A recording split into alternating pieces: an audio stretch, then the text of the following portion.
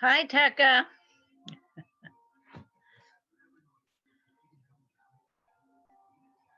I'm still on mute. Hey, Bonnie, what's going on?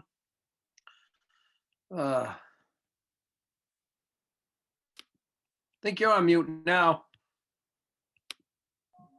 You're early. You're here. I am. I didn't want to be late for this one. No. I'm having some internet issues, so Oh dear. as you know, I seem to go out every week. I've gone missing for a short amount of time, so hopefully it doesn't happen again tonight. We'll see what happens. Now, is it So, the type of internet connection you have, or is it your equipment, or where you live, or what? I think it's where I live.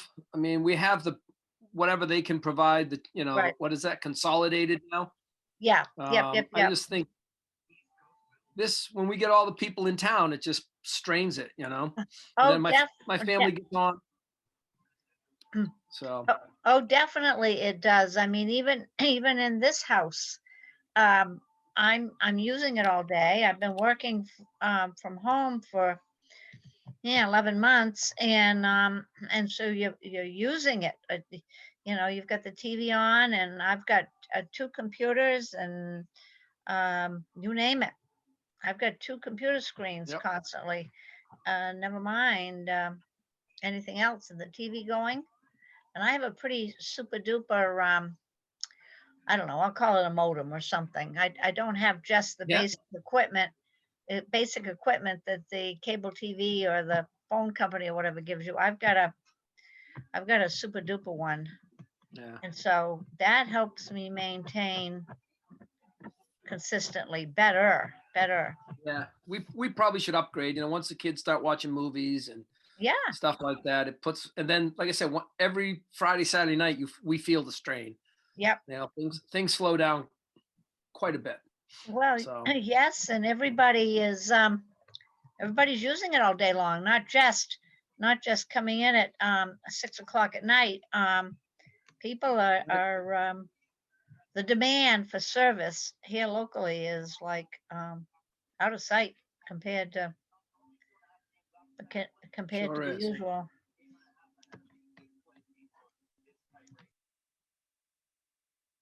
All right, I gotta disappear for 1 second before we get going here.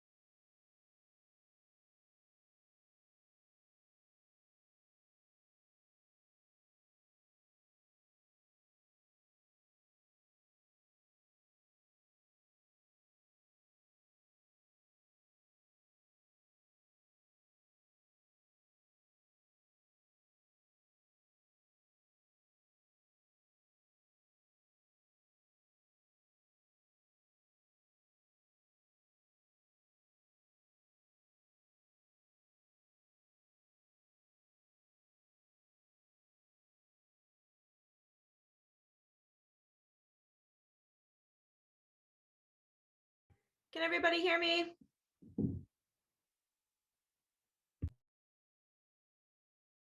I can.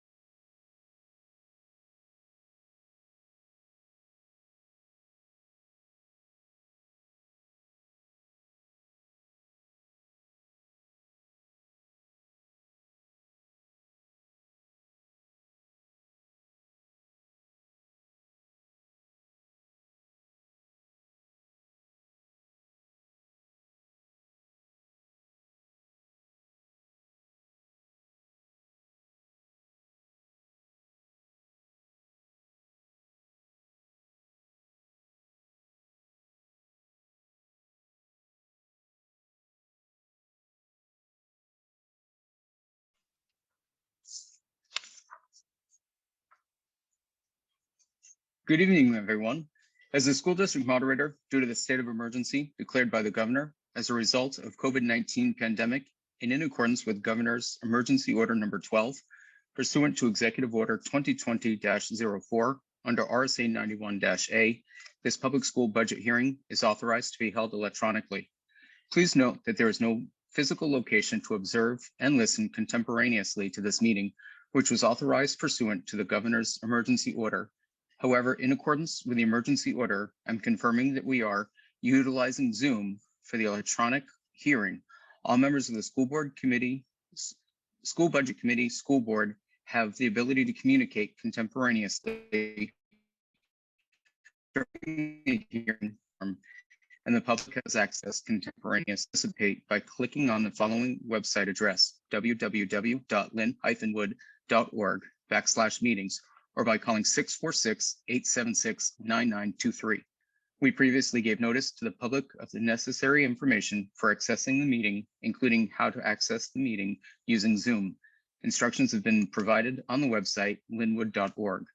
If anybody has any problems accessing the meeting, please email sholt@linwood.org or call 603-745-2051, extension 210. And again, that's if anybody's having problems accessing the meeting, please email sholt@lin-wood.org or call 603-745-2051, extension 210. The purpose of this hearing is to allow the Budget Committee to publicly review the 2021-2022 proposed school budget and additional warrant articles, which will be voted on in March. A public hearing is designed to allow the public to speak and offer input. There are a few courtesies to help the hearing run smoothly. Each participant will treat each other participant respectfully. If at all possible, please have your video on. Please remain muted during the full presentation unless called upon. Dialogue typed into the chat function becomes public record. Please use this function sparingly. Chat will be monitored and read aloud during the meeting. Public attendees and panelists not involved in the direct presentation will be invited to participate at particular times throughout the hearing. Public attendees and panelists can participate by utilizing the raise hand function. Raise hand, and when you're called upon, you will be brought into the hearing to speak. A maximum of 3 minutes will be allotted to each public attendee or panelist during the public comment. And we will reconvene our meeting. I'll call the meeting to order. This is a continuation of the budget hearing. Last Wednesday, we met. A lot of information was given. The Budget Committee indicated that they'd like to have some more time to deliberate. If you did miss last week's meeting, it's available on YouTube. The KANC connection is K-A-N-C connection. Mr. Adams and his students do a great job uploading games, these public meetings, and school concerts. All sorts of great things are there. So again, on YouTube, KANC connections. Thanks, Mr. Adams and students. And with that, we will go ahead and begin.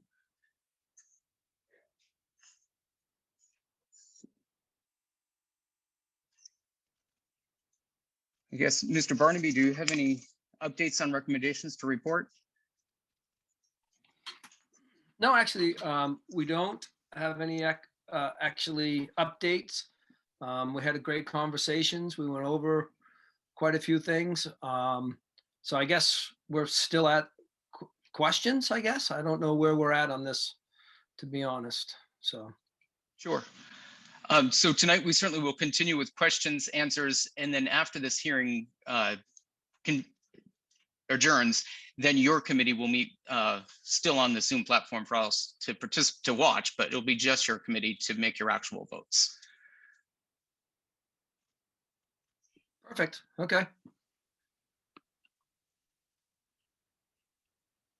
I see Mr. Duguay has his hand up to talk. Great. Go ahead. I just have a question for the committee. Does the committee intend, based on the, I think what can be fairly characterized as overwhelmingly bad feedback for their proposals, do they intend to make any changes to what they proposed for the budget warrant article, as well as for their support or non-support of the other warrant articles, including the trust funds, roof project, heating system and such? Is it the Budget Committee's intent to make any changes to what they proposed based on the overwhelmingly negative feedback they received last week?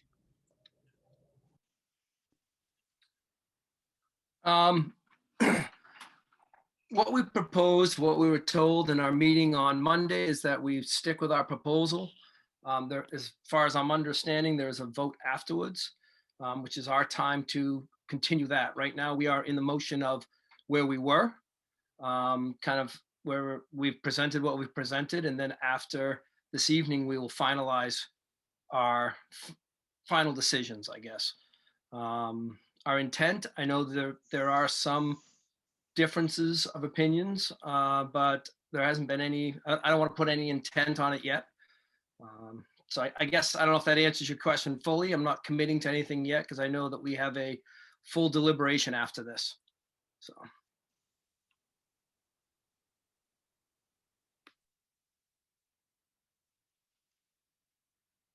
And Mr. Aldridge, I'm not sure if I can see public raising their hands. If you would monitor that for me, that would be great, and bring people in as you see those hands. Absolutely. Thank you.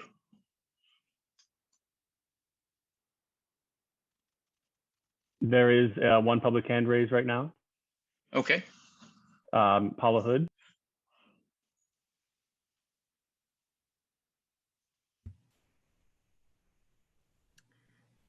Good evening. Paula Hood, Good evening. Woodstock taxpayer. Thank you for giving us the opportunity to speak again tonight. I've been trying to listen in on your meetings, and while I appreciate the task you've taken, I am dismayed at a lot of what I've heard recently. We've had personal attacks, personal agendas, quarreling amongst teams that in theory have the same mission, what's best for our kiddos. And I understand you feel you're doing your due diligence and you're trying to find what's the best solution to what you view as a large, large problem. But you're acting as a representative for the community members. You had a lot of public comments last week, yet, and I hope I'm wrong, but I fear you're just not listening to what the community's saying because it doesn't necessarily match your thinking. You know, we expect our kids to be well-rounded citizens. We want them to be open-minded and flexible. We want them to show their responsibility and their empathy, and we need to be role models. You mentioned test scores a lot. Could I please ask you to try to remember that standardized testing, it's just simply a snapshot of a test taker at a given moment. Yes, it gives us information, but it doesn't define who a person is. And the pressure that puts on a kid is unbelievable. You know, it doesn't take into account how the child's feeling, whether or not they've had a good night's sleep, what kind of trauma they've had in their lifetime that shapes their mindset. You got to look beyond a number. Look at that person, the kid that doesn't read as well as his or her peers, but works so hard day and night, and they make tremendous personal growth. Your state reports aren't going to tell you that. That's what you need to look at. Individual growth. Look at that kid who would rather be outside building things than inside taking a test, yet they still made personal growth. Our kids come to us at all different levels. They're not cookie cutters. They work hard, they're good citizens, and they'll go far. Look beyond the number and look at the kid, and you'll see just how amazing they are. These cuts you're suggesting are not supporting them in a positive way. And I just ask you to please take time to reconsider some of what you're recommending. And please don't let this process stop after our district meeting. We've heard you say time and time again, you didn't get your information early enough, or you wished you had more info, or you could work more with the board. This has been a common theme for several years. Please don't wait. Start right away on the process of working together. You've all shown and said you have a lot of knowledge and expertise in a vast amount of areas. Please try to work together for the sake of our kids. Thank you. Thank you, Mrs. Hood. We actually have 3 more at this point, Robert. Okay. Heather Krill is next.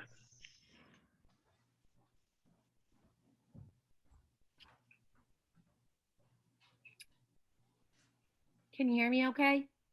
Yes, we can. Good evening. Taxpayer, North Woodstock, teacher, parent. You were tasked with being a checks and balance system. You were not tasked to cut the budget by almost $600,000. And the process, and the more I understand every year we go through this, is that the budget committee is a little like writing an essay. And there is an understood process. First, you brainstorm, you discuss, and you drafted your version of our school budget that you believed would be adequate.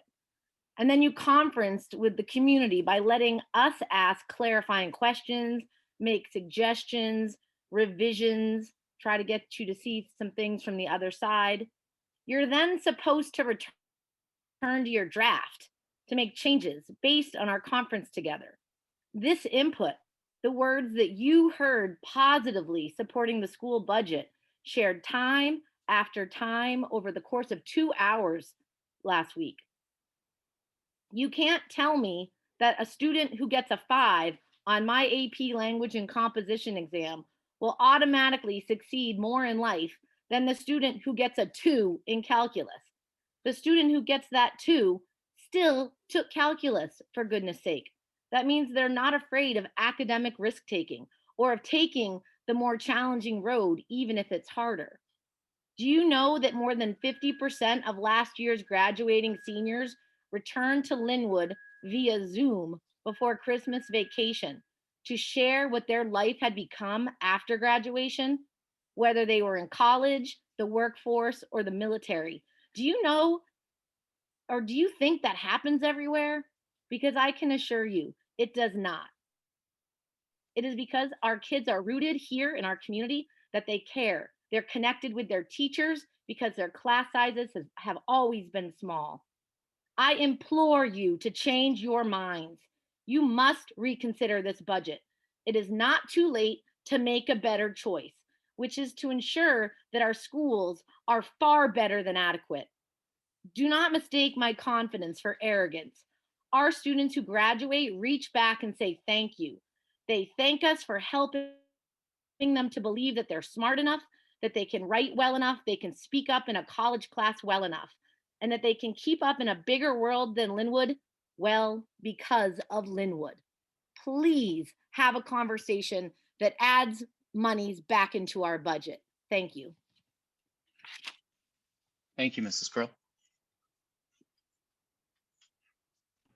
Next up, Karen Blake.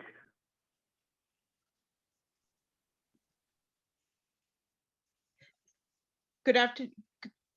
Perfect. Good evening, everyone. And thank you again for this opportunity to continue this conversation. I'd like to thank the school board as well as the budget committee for all your hard work. Having briefly been a school board member myself, I really do understand all of the time and attention that you have put into it. I do want to echo the previous two speakers, Paula Hood and Heather Krill. I could not agree with them more, but I do want to take a little different path. Now is not the time to be so austere and to even consider removing 6 teachers. Yes, we are getting to the point where we can see the light at the tunnel, at the end of the tunnel, but I and no one else can see how long that tunnel is going to be. This is not the time. If individuals are concerned with how Linwood teaching is doing, then I would suggest looking at other methods. Currently, the Department of Education has a universal design for learning program and grant. That might be something that would be good for Linwood. Something else to consider, not removing teachers. I have never seen a school district that has ever done better with less talented, committed individuals teaching our kids. And especially as a parent of a child who experiences a disability, I have crowed all over this state how well our district does. Please do not stop delivering the wonderful services and support to our kiddos. You know, our kiddos are so much more than a number on a test score. Thank you. Thank you, Mrs. Blake. Okay, one more, Jacqueline Wilson.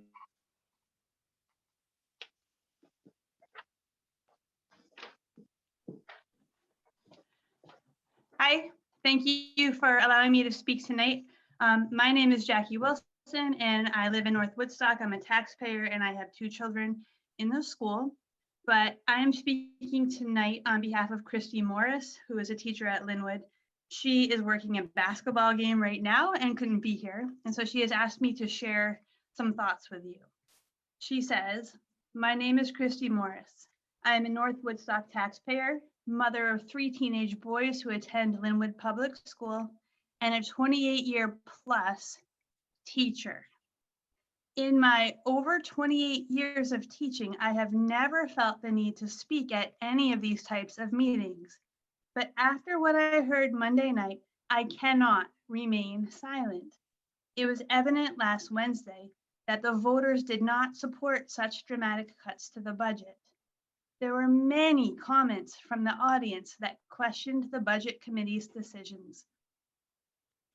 A concern I have is that given the COVID complexity of holding a school district meeting, the voices of the voters may not be heard. It is up to you, the Budget Committee, to represent those voters. Spreadsheets are merely numbers on a piece of paper. They have no context. It is easy to see that a 1:10 or a 1:9 ratio might be a very low number. It's easy to say that 1:20 ratio are definitely doable.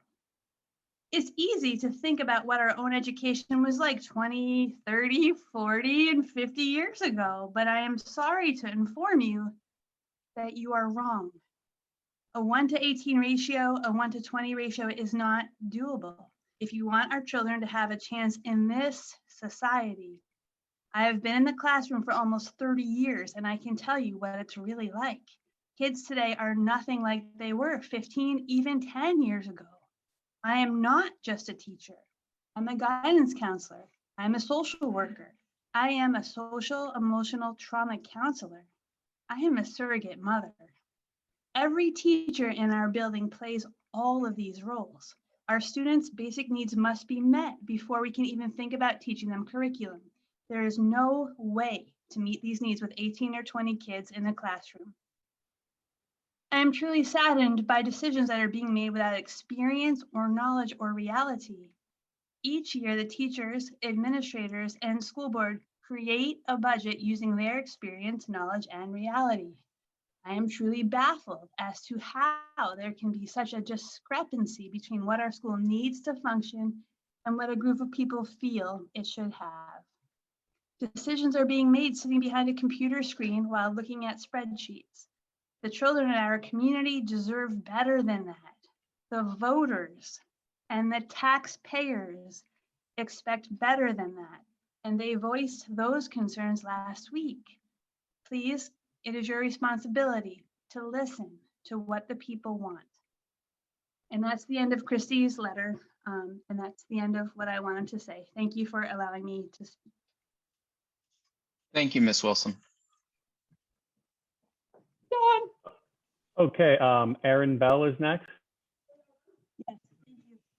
What? You see what? What? Sorry, it says Aaron's using older, I'm going to promote.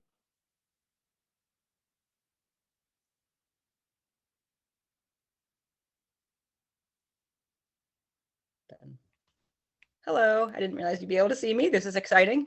I'm a resident of North Woodstock. I'm also a parent of 2 children, a current 2nd grader and an incoming kindergarten student.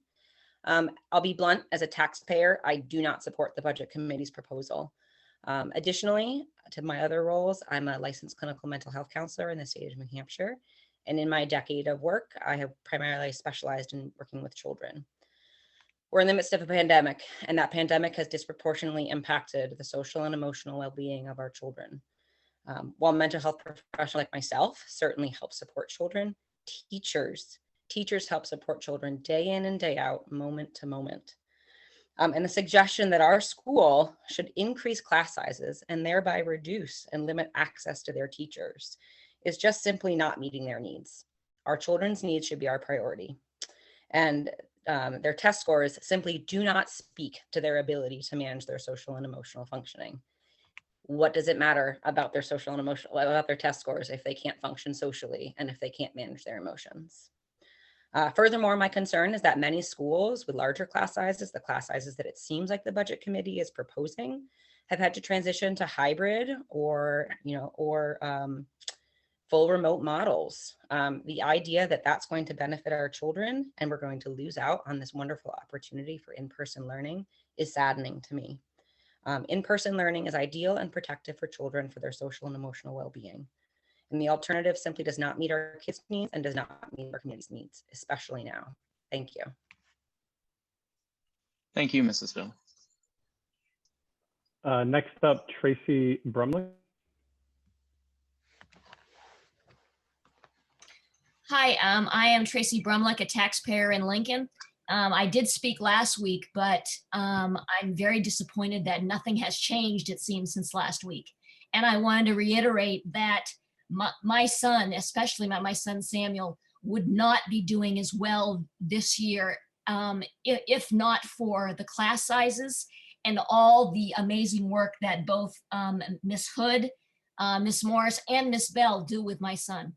I taught in Albuquerque, New Mexico, and for 25 years, my class sizes were between 20 and 25. And there was no way that I could do with those students what I have seen the teachers at Linwood do. And I'm disappointed that I couldn't. So I don't want to, these class sizes can't increase. As a taxpayer, my children would not be doing as well as they are. My son has made amazing gains, and I'm getting very emotional because it's so important that not change. And these kids need their teachers, and they need the support of their teachers, and they can't do it if there's more students in the classroom. And I know a lot of parents are as emotional about this as I am. I know a lot of teachers aren't as emotional as I am. And I think you need to hear that in our voices. We love Linwood, and it needs to stay the way it is with the small class sizes. Our kids desperately, desperately need that. Thank you. Thank you, Tracy. Mr. Pickering, I see your hand up, but in chat, there's a message that I should read from Pat Barr. As a resident of Woodstock, I would like to note my support for the Lincoln School District and ask that cuts not be made to the budget at this time. There is too much at stake for our students, faculty, staff, and the community in the midst of an active pandemic. We need to increase professional development dollars and technology support, and it's my understanding that any unspent money is returned to the taxpayers. And now I'll recognize Vance Pickering. Hi, Rob, can you hear me? Yes, I can.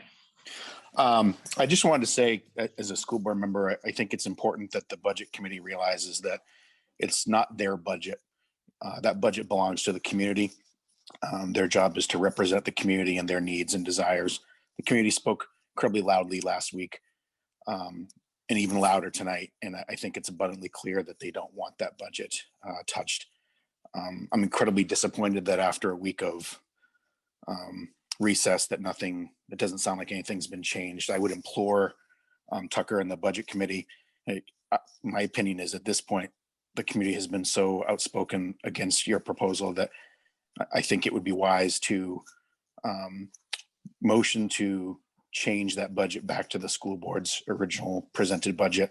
And I'd like to remind everybody that the budget that the school board gave you prior to you guys changing it was actually a decrease from last year's budget. It was responsible, and it had the best interest of staff, students, and facilities in it. So I would implore you to do that tonight. I think anything less than that after listening to committee members both tonight and last week would be irresponsible. So please listen to the community and do that. Thank you, Rob. Thank you. There is one more public hand up. Victoria Okay. Martin. Victoria Martin. Hi, can you hear me? Yes, we can. Okay. I just wanted to reiterate some of the things I said last week, in that I agree with what others have said, that it's a terrible time to be cutting money from the school budget, and especially to be cutting staff from the school budget when we're in the middle of trying to manage in-person learning in the middle of a pandemic. And also to say that our student-teacher ratios are one of the greatest strengths that our school has. And if this budget committee is really concerned about the test scores and performance, which we all know is an imperfect measure of how the kids are doing in school, we shouldn't be looking to undercut funding to the school and to cut teachers, which is the greatest strength that our school has. In addition, I think I share a lot of people's disappointment to hear that the budget committee hasn't made any significant changes, or really any changes at all, from last week. I expressed last week, and I think others have too, that I don't know what utility there is to having a budget committee that is so far off from what the school board and the community want. They are supposed to be representing the community. Only 2 of them were voted into their positions. Another one was written in. The others were just asked to join. This does not seem like a council of people who's representative of our school community or our towns. And it's very disappointing that despite overwhelming sentiment from the community disagreeing with these budgetary changes, that no changes have been made. So I think for this year, but also going forward, we need to look at what the utility is to having a budget committee, unless we have interested people who have the welfare of our students in mind, and who are actually elected to the positions and representing our community and our school. I think I speak for a lot of people when I say I don't feel that this budget committee is speaking for the community or for the school, and that we should reject this budget that they're asking for, and we should go with the budget that the school board has approved. Thank you. Thank you, Dr. Martin. And I'll recognize Mr. Bossy. Yes, I just wanted to clarify that the budget committee hasn't really talked about making changes since the last meeting. I think the assumption of the budget committee was that we are still in the meeting from last week. They wanted to hear from everybody else, and then they were going to meet after this meeting to, I'm sure, to do what is best for the community. But I don't want the community to think that they haven't heard what they are saying, and they are meeting after this meeting to take care of such causes. So please don't think that they're not hearing what you said, and they will be convening after this to take all of that into consideration. Thank you. Mr. Aldridge, is there any public participation waiting? Yes, one hand just got raised. Kristen Fadden.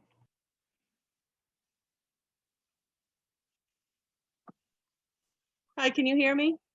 Yes, we can. Hi, I'm Kristen Fadden. I am a taxpayer of Woodstock. I am a mother of fourth graders, twins, and I am a teacher at Linwood. And I just want to, I guess, reiterate what everybody is saying. We have the most supportive, amazing staff that we could ever ask for. And to imagine going another year without everybody that we have on board would be a tragedy. It would be terrible. Everybody puts in their best effort day in and day out. We are there from as early as 7 in the morning till as late as 6 o'clock at night. We're there on the weekends. And in fact, we get in trouble some days and some weekends because we accidentally leave a light on. And that's just because, you know, we're there doing what we need to do for the kids. And to put these cuts into place is just absurd. To base things on test results and standards and all that, you know, of course, test results are important and we all know that, and we all strive to make things better for these kids. But, and I speak from personal experience with 2 children who are on IEPs, who are not at the grade level necessarily of their peers, but they work hard every day. Same with every IEP child that I have. But when you take those standardized test scores, you are testing them at grade level reading, at grade level information, when every day of their school year, we change things and we differentiate so that they are not on that grade level, because that's not where they're at.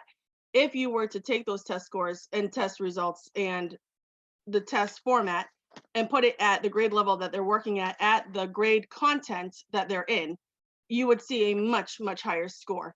But to not even give these students, these special ed students, a chance to show what they know because you're testing them on a higher level than they're functioning at is really unfair. And then to use those scores to judge how our school is doing, again, is unfair. You need to look at their personal growth, who they are as kids and people. And I really just ask that you all reconsider your opinion on cutting all of our teachers. Thank you. Thank you, Mrs. Fadden. And that's all the hands, Robert. Okay. Robert, it's Tucker. Yes, Tucker, go ahead. Yeah, I'm not the most elegant speaker, but I'm going to try to speak to some of that because I think it's important. And again, Joe beat me to the punch on, again, we met on Monday. I think people listened in. This is an extension of the first meeting. We are of the understanding that we are staying with the budget that we presented due to the fact that this is an extension of that meeting. So to expect a change right now, or us coming on to say that there's going to be a wow and a change, isn't happening. We're having our meeting for any of that after this meeting. That is the process that we were told that works. The budget committee is made up of people who have been on the board, people who have been on this committee for a long time. I have been upfront that I'm new to this. I am one of those people that was asked to be on the committee, and I did it because I do like Linwood and because I think that this is a great thing to look at and to listen to the community. So when you do this, or any job, I would assume the first thing you would do is do your research. The research that we did, no matter how you say test scores, there is a ranking throughout the whole state. And the first thing that came up, there was 2 rankings. There was one where Linwood won a blue ribbon. That was not pushed aside. That was considered, that was looked at. That blue ribbon was for improvement. So I don't want everybody to think that we just looked and saw all this negative. We understand there's plenty of positive going on. There are a lot of us that have or had kids that went through the school. Again, I myself am at the school quite regularly. I know most of the people that spoke tonight. And again, I don't believe there are bad people there. So when you do the research, also you start looking at what other schools are doing. And that's how you come up to these numbers, and you have to really get at it very difficultly and try to be as frugal as you can. And I know that's difficult to say, difficult to hear, but those are kind of the ways we went about it. There's a lot of different people on the committee who have, again, different expertise. And I don't want people to believe that we don't believe in the people there. Because we looked at numbers, because we looked at test scores, doesn't mean that we don't believe in people. And this is the process. Whether it is difficult to, just put numbers out there and see what happens, whatever you want to say. And again, one person said that they heard that there's people here who want to continue to work on this on a longer board and do it a longer time with the board. And everybody here has talked about that. So there is concern and interest in doing what's right. And we are listening to the community. So please don't think we aren't just because we didn't make a big change when we came on. All right. Hopefully that gets a little bit. Thank you. Thank you, Tucker. And I see there's a couple of panelists with hands up, but I'll just double check for public first. There are no public hands up right now. Okay, Mr. Duguay, go ahead. Thank you. I just wanted to note, and I listened again to Monday's sort of continuation of the budget committee's meetings. And, I was a little surprised and a little dismayed to hear that it did not appear that the folks on the budget committee had really absorbed the input from the community. And I hope that I don't need to remind the members of the budget committee that they are a representative body. The people that were on the meeting last week and the people that are on the meeting tonight and the people that are telling you over and over and over that they do not support the cuts that you're proposing, whether they bring our school in line with closer to state averages or other schools or whatever the thinking is.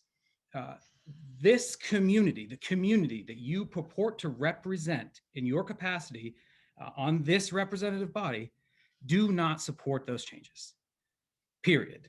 So whether you believe that we should be more in line with the communities, other communities, whether you believe we should be in line with state averages is irrelevant to whether or not you are doing your job as a representative of the members of this community, of the Lincoln and Woodstock community, who I think spoke overwhelmingly last week and continue to do so tonight, that they do not support your proposed budget cuts. The only thing that you can do in your capacity as a budget committee member tonight is to support the community members that you are either elected or appointed to represent, and make the recommended changes to your budget and bring your budget in line with the school board's proposed budget and do not make the type of cuts that are being proposed currently. They're not supported in this community. Thank you. Thank you. And Mr. Manning, go ahead. Thanks, Rob. First, I just want to congratulate for the administration and the staff for having the 9th ranked high school in the state of New Hampshire. I think it's important that people realize that, because our job is to grow little kids and children who walk in as kindergartners, even at the preschool over at the child care center, and to develop them to be young men and women who have opportunity at their hands when they leave our doors. So the 9th ranked high school in New Hampshire is pretty incredible. And that doesn't start at 9th grade. That starts when they enter our doors and enter our system. So congratulations to everybody. I'm really proud of you guys. Secondly, I just want to reiterate the fact that the budget committee's budget that they received from the school board and the administration this year was already down $100,000 from the budget committee's budget that they presented and the community passed last year. So any insinuation that the school board or administration isn't sensitive to cost, of course we are. We're taxpayers too. But we have to be mindful on how we approach things, especially considering the environment that we're all trying to navigate through at the time. And right now during a pandemic, it just doesn't seem like it makes much sense to make these extraordinary cuts to the budget.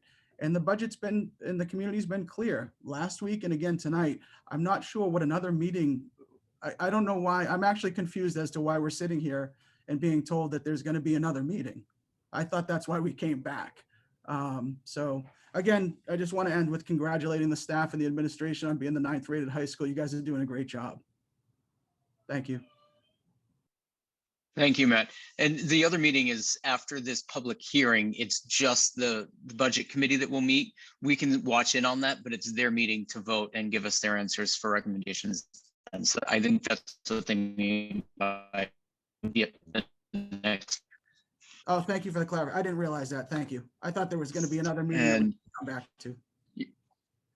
No, I think once we adjourn, it's their voting meeting. Mr. Aldridge, is there anybody in the public? No, sir. No hands are raised. Okay, Mr. Barnaby, go ahead. And you're on mute. The 10th ranked in New Hampshire. I'm just looking at my notes real quick.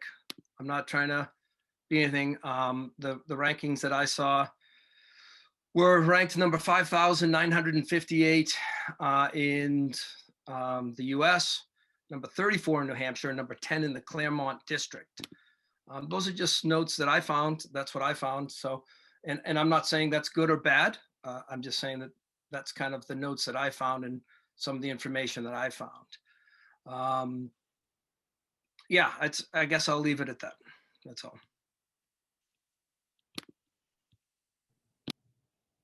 Can I just, for clarification, did you say 25th in New Hampshire for high schools? Yeah, that's what I had on my stuff. Yep. Well, even taking that, I'll use your number. Congratulations on being the 25th ranked high school in the state of New Hampshire. There's 185 public schools. Thank you. Yep. Robert, we do have one hand from the public. Okay. Victoria Martin. Hey, can you hear me? Yes, we can. Hey, I want to weigh in just one more time on this thing that keeps coming up over and over again about the test scores and the rankings. I can understand why the budget committee is thinking about the rankings and thinking about the test scores and why people in the community are talking about it. I'm a data-driven person. I love data and I take data seriously. But I think when we are looking at these test scores, as other people have said, they're measuring a child's performance at one point in time. They're not a perfect measure. There may be, I think sometimes we over-test the kids. I also think there's sometimes a mismatch between the curriculum that we're using and the tests that the kids are taking. And I don't think that they're very representative at all of the social emotional environment that the kids have in the school, which at Linwood is absolutely excellent. And if there was a way to measure that, I can guarantee you we would be in the top 10% in the state for that.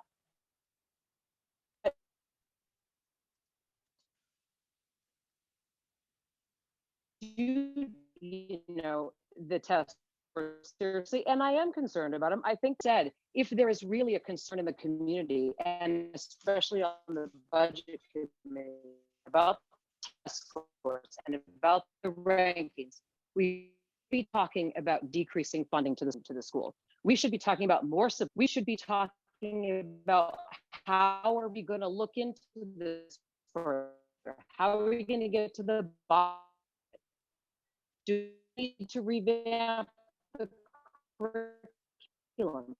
What can we do to figure out these scores?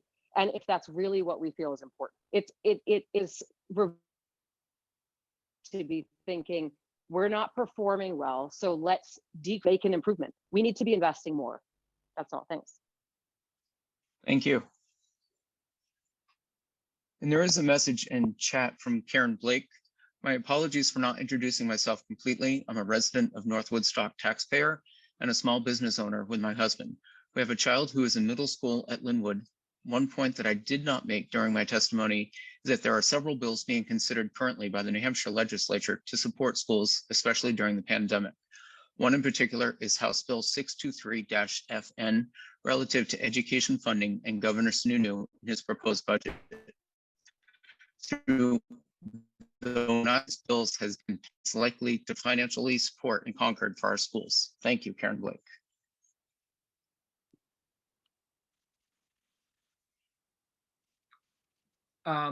Robert, yeah, yeah, that's a great point. There are a lot of bills being proposed. There are a lot of grants. It's a lot of grants. I'm hoping that our school is going after all these grants. I'm hoping that there are being grants written. That's not what we're involved with. I'm having a lot of internet problems right now. I don't know what's going on, but I heard Vicki Martin say, I think something about if the test scores are a concern, that we should be looking into that.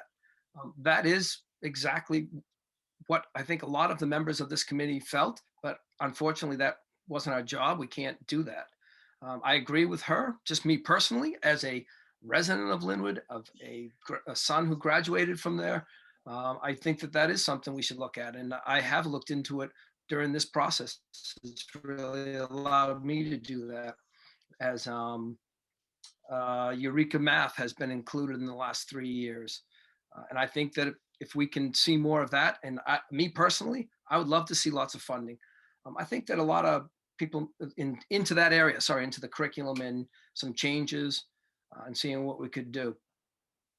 And I think that this is great to see how many people are involved and how many people are looking. The community's talking more than I've ever heard about it, talking about the school and how it feels. So no matter what comes out of this, I want to say that is an awesome process right there. I haven't been to any of the meetings, but I heard that it hasn't been attended to this amount, and I think that's spectacular. So. Thank you. And there is a question remark for you, Tucker, as well. Thank you, Tucker, for addressing the comments you have heard last week and so far tonight. I agree with digging deep to look at data. Can you speak to the data regarding per pupil costs among districts similar in size that Jay Duguay listed last week? Does the information he shared have any influence on the budget committee's thinking? And that's a remark and question from Jacqueline Wilson. And I'd probably refer a lot more of that to Jerry, who's looked at it. And I don't know if Robert's on tonight. I haven't seen him, who also looked into it a lot more. There was some interesting stuff that always happened. It was always comparing a high school to a high school or a elementary school to a high school. And when you look at the listings, and as I started to look, again, I'm very data driven. I'm a math teacher myself. And when I look at stuff, it's district to district. That's what a lot of the information is given out there. And district to district, we're very high. Right here, I unfortunately don't have all my notes in front of me. I don't remember the exact numbers. But again, there is a very small elementary school that's way above us. There are other schools that are way above us. There are schools that are closing. The town of Manchester, I believe, closed 4 schools. Again, Whitefield is cutting teachers every day. And I'm not saying that that's why we're doing it. I'm just saying that we did go out and look at this information. District to district, we are very high.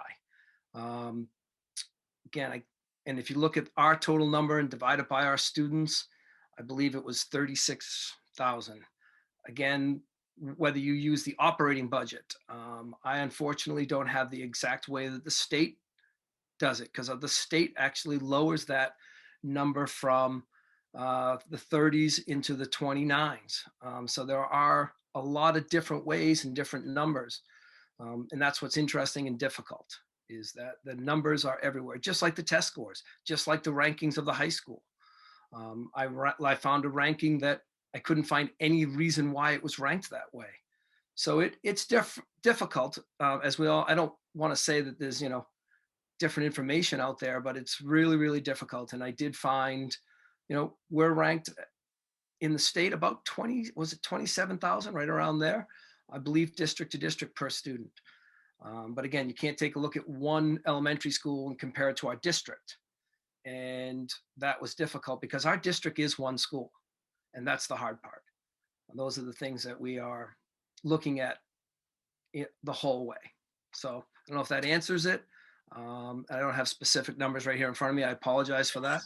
Not doing my due diligence. There might be Jerry or someone else who has a little bit more on that.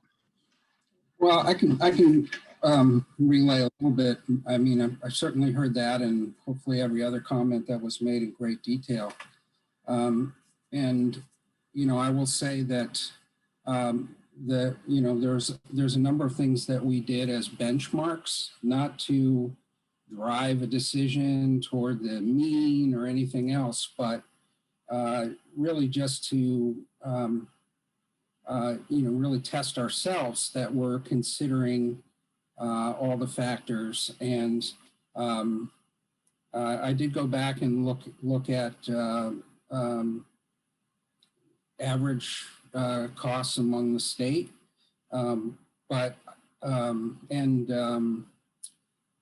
there are a lot of schools that are small that are a lot less expensive than us, and it's probably more driven by the amount of property they have available to tax than it is how big they are.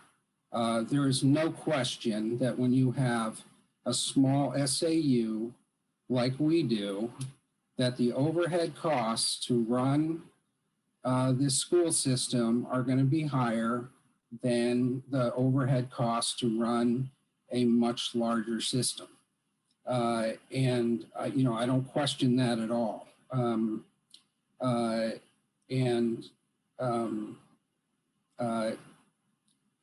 Personally, I think that's being taken into account when we put together, based on everything we studied and everything that we're hearing and will hear and have heard. And that's an appropriate point to make, that that being at the state average is, might not be a reasonable expectation of where we should go. And I don't think that's what this budget, the budget that we presented, had in it. But I did appreciate the comments. So, we'll see what is the committee, how that all comes into play when we meet after the conclusion of this public hearing. Thanks. Thank you, Jerry. I do have from chat from Sally Nickel. My internet is sketchy, so I'd just like to say that the two budgets are too far apart. It just doesn't make sense to me. I'm an elementary teacher, Woodstock taxpayer, and parent of 3 Linwood graduates. Kids are so much more than numbers. My children benefit so very much from small class sizes. They were all different types of learners and were able to grow and learn in a supportive environment. Please consider your budget proposal.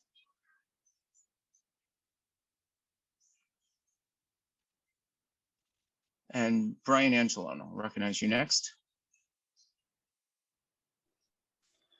Hi guys, just one other thing I wanted to touch on, and I know we've been discussing the major one that hurts me as a taxpayer and a father and someone on this is that we're trying to attack the staff as a whole, saying that that's going to be a solution to testing and this, and we keep going on and on about testing and we need to have all these problems. But the other thing I just wanted to remind, the general public on this forum is they're also attacking the maintenance of the school, the how we're going to keep things going.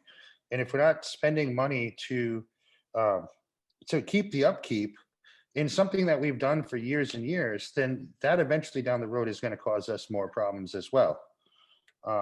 And so I just wanted to remind everybody of that. Like, some of the cuts include things like our roof leaks, but we don't want to spend money on fixing our roof currently. And that's the way it came across. And that's kind of tragic that we look as a way to cut something in that respect. I always look at it as, and this is me personally, and I'm ending with, but like, if you have a hospital and you don't have any patients, you still need to run a hospital. You don't start getting rid of all the doctors because you don't have enough patients today. And that's the way I feel it's happening, is that we're just trying to make these cuts to make cuts, and none of them make sense, So I want everybody to just remember that there is other things that the budget committee has decided on their own, in their own rogue defense, to make these cuts that are just unnecessary. And I think a lot of them are attacks on people. And just echoing what Jay said, there's not a single person, and we've have 52 people today watching, and last week we had 101, and I haven't heard a single person, and I would love to hear it, is someone from the public agree and be a case to make me change my mind on the decisions that we as a board made. And that's where I'm going to end. And I thank you all for your help. Thank you, Brian. In chat from Cheryl Reardon, the quote below came through my email Monday morning and seems relevant tonight. What does it mean to do well in school? Is it the same as doing well on some test? Because that's what we report, that perhaps 240 times in a college career, a student sat down for a test and did well on it. That's hardly the same as doing well in school. Where do we look up insight on scores on a student's resilience, enthusiasm, cooperation, curiosity, collaboration, honesty, generosity, leadership? Because it seems like that's far more important than whether or not a student remembered something long enough to repeat it back on a test. And from Thomas Saborn, I would like to thank all board members and the school budget. I'd like to thank all board members and the school board and administration for their efforts. I realize there's a lot of work, and we do thank you for your time. I, however, do not support the cuts or the non-support of the warrant articles by the budget committee. As a representative of the towns, I hope you will all hearing the people of these towns who have spoken over the last couple of weeks. It would be easier to understand these cuts if there was a 50-50 split of comments or for cuts against cuts by the community. However, I've not heard anyone show support from the community. Thank you for your time. I have, sorry to interrupt, I do have one hand raised. It's been up for a couple of minutes. Okay. Kevin Bell.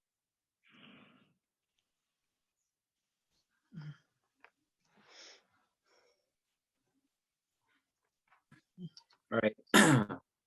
Thank you very much for letting me speak.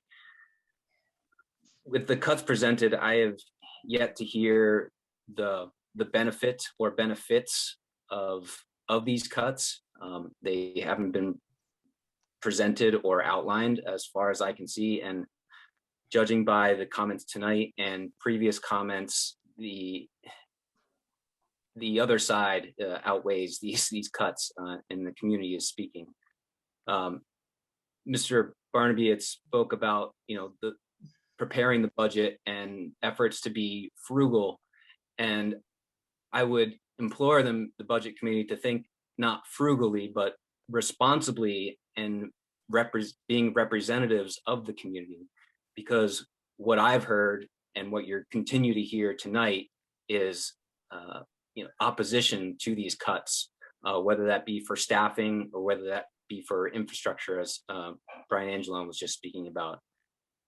It, as a Woodstock resident and parent of 2 young kids, to be compared against other schools in the state is really tough for me to hear, whether that be Manchester, Concord, Campton, Whitefield, whatever. We are our own unit, and we live in this town, in this community, because we are unique. I don't want to live in Concord. I don't want to live in Manchester. I don't want to live in Whitefield. I love this community here, and the support that our faculty and community delivers is unparalleled. And I am so proud to be in this community, and to make cuts with no benefit outlined, to me just seems irresponsible. Thank you. Thank you, Kevin. There is a lot going on in chat right now, and I would like to remind everybody, one of the rules for this evening was to use chat sparingly. I do understand there's some internet problems out there, but there are some comments that I should read. Sarah Bowden, I live in North Woodstock, and I have one second grader and an incoming kindergartner. My internet is acting up, so I'm choosing to write here so I know my voice is heard. Simply, I do not support the budget. I am discouraged and offended that after last week, nothing has changed. In fact, all that you are saying is the same thing again and again, just worded differently, and trying to support your reasons as to why, quite honestly. You are not listening to the community to which you are representing. From David Webster, some savings to all, especially to the parents of students. Look at the Running Start programs that Linwood offers. Just within my specific courses, not to mention all the teachers that offer this, the last 3 years prior to 2020, 15 students will receive Running Start credit for AP biology courses. 2020-21, 4 students will receive Running Start credit for AP biology course. In 2020-2021, 11 students will receive Running Start credit for physics courses. That's 30 students over 4 years that have achieved a B or better in courses to gain this college advantage. New Hampshire average is cost per credit $7. The students receive 4 credits per one of my courses through Running Start. 4 credits for $701 is $2,804 per student, times 30 students is $84,120. And there's a couple more comments, but I see that Mrs. Ham has her hand up, so we'll go to her. Thank you, Robert. Couple of things. I just want to, I don't think that the budget committee is not listening. They are listening. We entered into a budget hearing last week, which was continued to this week. The budget committee cannot make changes to the budget during that budget hearing. And this last week and tonight have both been the same budget hearing. They cannot make changes during the hearing. Once the hearing is adjourned, then they continue their budget meeting, which is essentially what this is. And then they make all their decisions. So I just don't think it's fair that everybody says you're not listening and you've made no changes, because legally they can't. Between last week and this week, they can't make their changes until this budget hearing is complete, and it's not complete yet. So I wanted to point that out. And I also wanted to say that I understand, I went back and listened to all of the budget committee meetings that I could, and I understand where they're coming from. I don't agree with it, but I do understand it.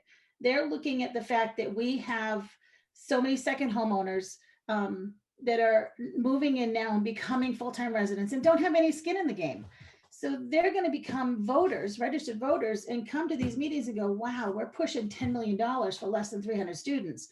And they're going to shut it down. That's a genuine fear. That is a valid fear. Do I agree with it? Absolutely not. But I see that it could be coming. And I understand where they're coming from. I don't like it and I don't agree with them, but I do understand. I believe the school board came in and the administration came in with a very responsible budget that was down from last year. I think we did our due diligence and we came in with a good budget that should go to the voters. Having said that, thank you very much. Thank you, Tammy.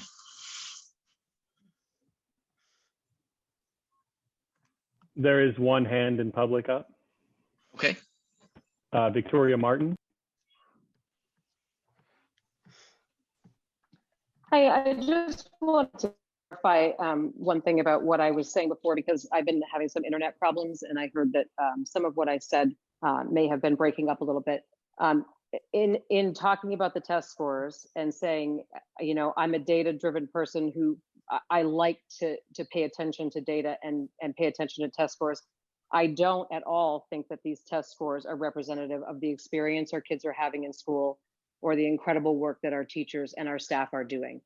I would love to see them investigated a little more and see how we could improve them, but I don't in any way think that those test scores education.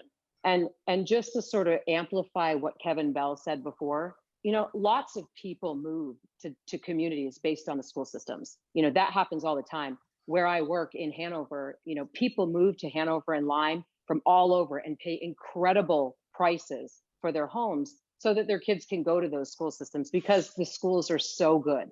I don't think we should be looking at coverage like in any shade on Dr. Martin, Whitefield. My parents live there. I'm a taxpayer in Whitefield. Oh, can you hear me? You're breaking up a little bit. Can you hear me? Yes, we can now. Okay.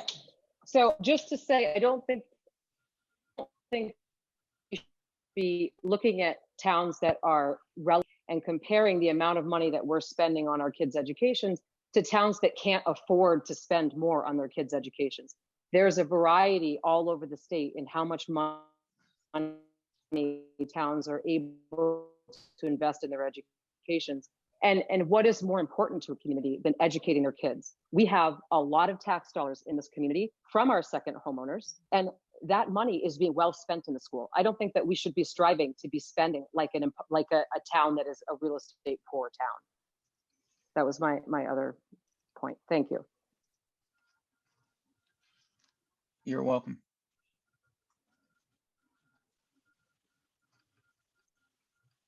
There is a message from Anik. Please consider the elementary staff are in year 3 of implementing Eureka Math and year 2 of implementing a new ELA program called Wit and Wisdom, both by great minds. These are rigorous and challenging curriculums for teachers. If you research these programs, you will see there's incredible professional development that our staff have undertaken. We've increased our workload as teachers and for students. Please consider the 100% commitment of our staff makes so we can continue to make our students ready to be functioning and considerate citizens. Thank you, school board, for being supportive of our staff, and thank you, Linwood community. Brent Bradley says, I agree with everyone I've heard so far. I do not agree with the cuts, and I support the warrant articles as well. My 2 cents.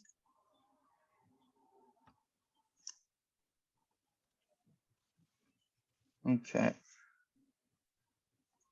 And Brian Angelone, is your hand still up, or do you have, okay, I'll let you go then.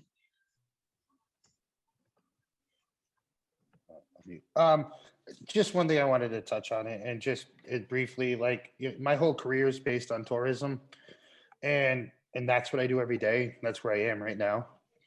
And we talk, and I have a lot of people that are these second homeowners that we somewhat say on the outskirts, like, well, they're gonna have a tax impact, and because of them, we're never gonna have a school again, and they're not gonna want to pay this money.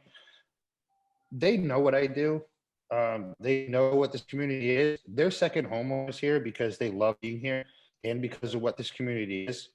And they might not have skin in the game as far as their children in the school. However, I've never had one guy who owns a $2 million house or has whatever he has, and he lives at South Mountain and he does his thing, and we pretend that they don't care about the community, and they do. And they also don't care about getting hit with a couple dollars on their tax rate in order to support this community that they choose to support. You know, and some of those families have made that choice to support such a point that they've moved here during this pandemic, that they've given their time, they've changed their lives. They've come here to support this community, trusting that this community is going to do the right thing for them. So I think it's a cop-out sometimes when we use it as the fact that our second homeowners are not gonna wanna support these ideas and stuff. They support these ideas 100%. And I'm sure that myself and a few of the community members that have spoken tonight spend more time with these second homeowners that most people just talk about and shun off and say they're coming and taking our land, they're doing this and that, they're buying in, but they have no vested interest, and they all have a very good vested interest. They chose to buy a second home here because they see what the community is. They enjoy the Kank. They enjoy going sledding on the hill in front of the school. They enjoy going to Loon. They enjoy to the point where they like take my child who would not fit in with them back home in Boston or wherever they are, and offer me numerous times to take her. Let's go skiing. We'll take her skiing. We know you have to work. Give her a day off. Let her come with us. Let her come with our family. These people have a very big vested interest in this town. And the least thing I think on 90% of anybody I've seen, and I talk to them on a day in and a day out basis, and I'm sitting there right now in that room, opting not to work, sitting in a corner, having this conversation. And I want you to understand that these people are willing. They're not scared by us having an extra $150 or little minimal amounts of money into our taxes. That is not on their radar. They're choosing to do this and come here, and they would spend more money than you would ever expect to support this town. And I want to be clear that there's a lot of support outside. It's not just the people that live in this town. It's the people that choose to come here and make this place a second home. And that's where I'll end. Thank you, Brian. Bunny, your hand was up. Did you put it down on purpose?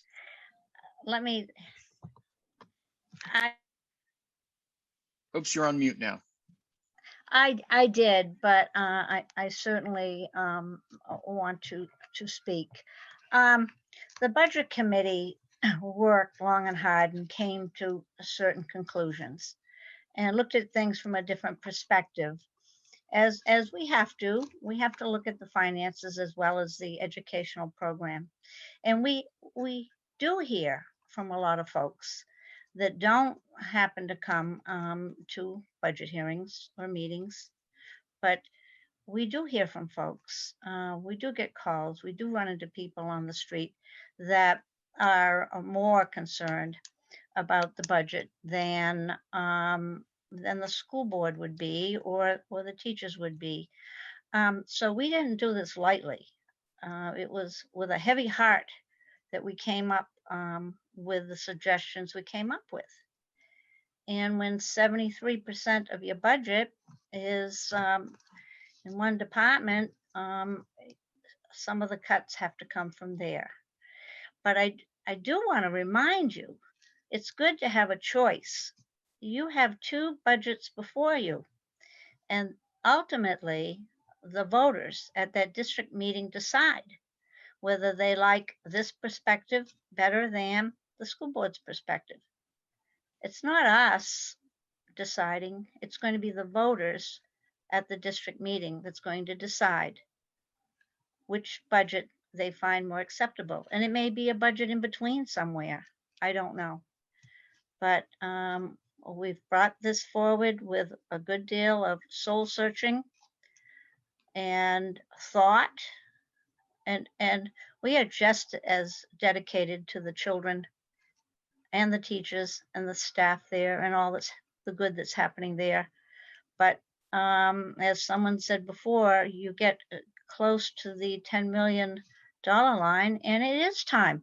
Change is sometimes hard. Change needs to be looked at once in a while. You might reject it, you might not like it, but it's been a lively discussion. Certainly the educational system in Linwood has been discussed far more than it ever has, and that's not unhealthy. So I just want to remind everybody that you all get the final say at the school district meeting. This is just one idea to add to the school board's idea. Thank you. Thank you, Bonnie. I see some panelist hands, but Mr. Aldridge, is there any public participation waiting? There are no hands up. There's a few one-liners in chat. I'm not sure if you would like to read those.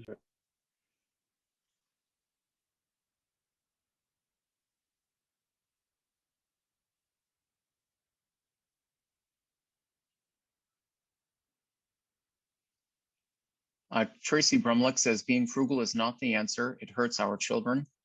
Megan Woods, I love our small class sizes. As a parent, our children need social and emotional wellness more now than ever. I disagree with staff cuts. We love our school. My son is getting an excellent education and personal tax, school taxes are affordable.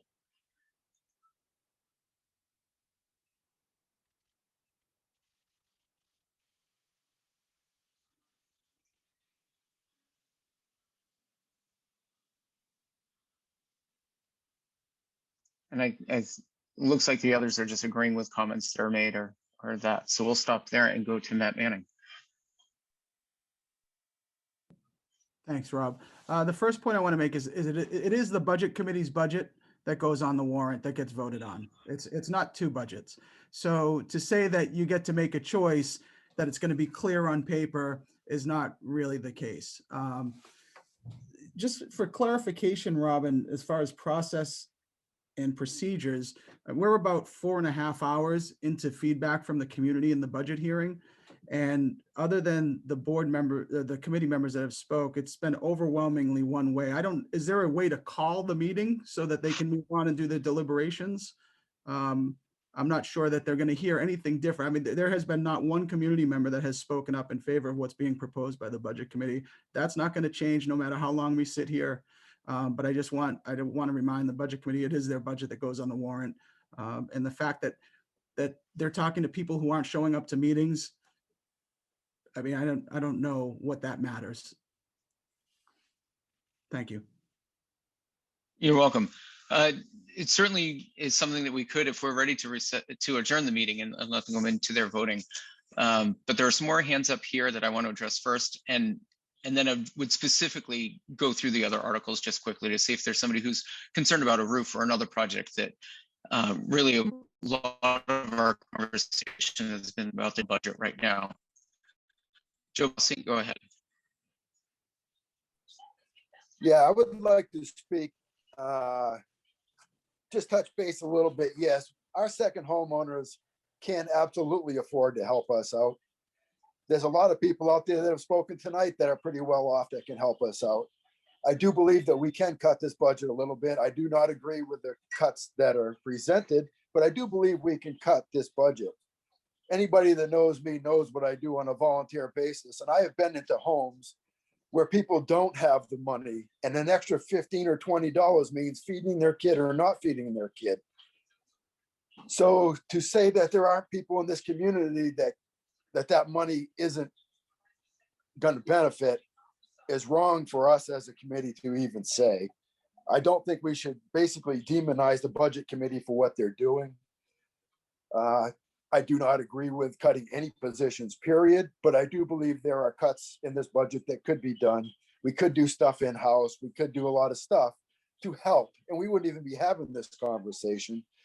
But please know, there are people in this community that are hurting. I have been in their homes, and every penny that we can save will benefit these people. Thank you very much.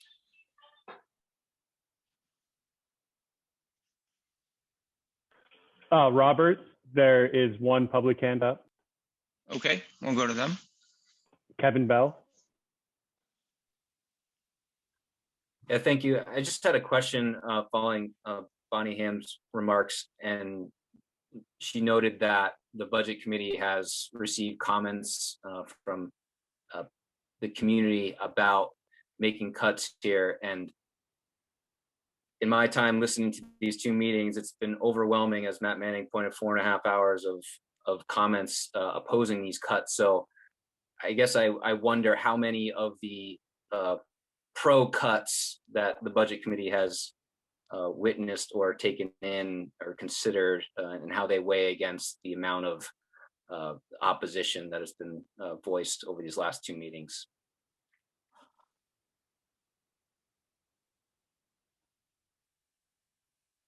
That's it. Thank you, Kevin.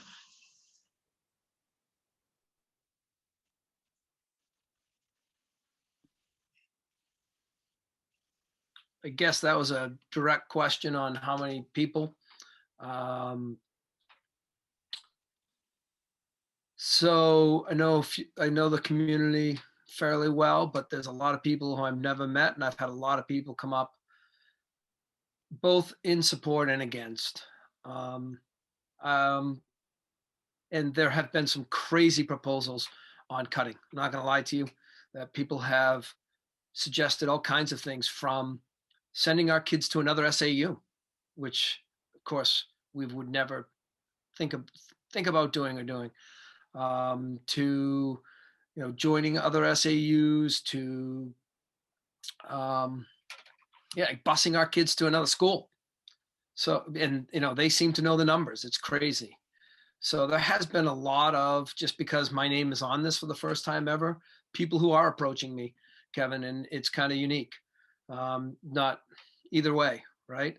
But I was surprised at how many people have approached me and discussed it. So I just thought I'd throw that out there. Right? Unfortunately, they are not at these meetings, Manny. And again, it's not unfortunate, but I think those people's voices, they need to be here to be heard. And, but they're not, so. Yeah, this is Jerry. I think it's unfortunate that people who have a countervening opinion may not feel comfortable in these hearings. I've certainly heard a few things. Ultimately, I take into account everything I hear. And also, I think our job is to, of course, to speak to quality education, but to speak to the unwritten contract that we have with each other in the community to efficiently use resources that are collected through taxes. And there's a process that we go through, and I take through everything that we hear. And I've collected a lot more tonight, and I appreciate Kevin, you speaking out last time and tonight, and take your comments into advisement as well. So. Thank you, Jerry.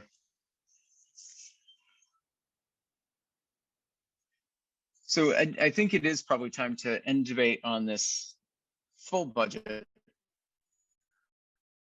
But before we end our meeting to the public and any panelists an opportunity to speak about anything specific, I think the next one would be the bond article, which would be for $540,000 for the HVAC system at the elementary school.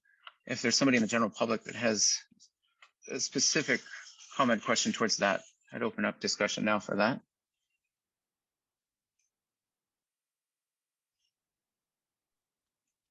Robert, point of order. That was that was discussed at the bond hearing, and I don't think it can be discussed at the budget hearing.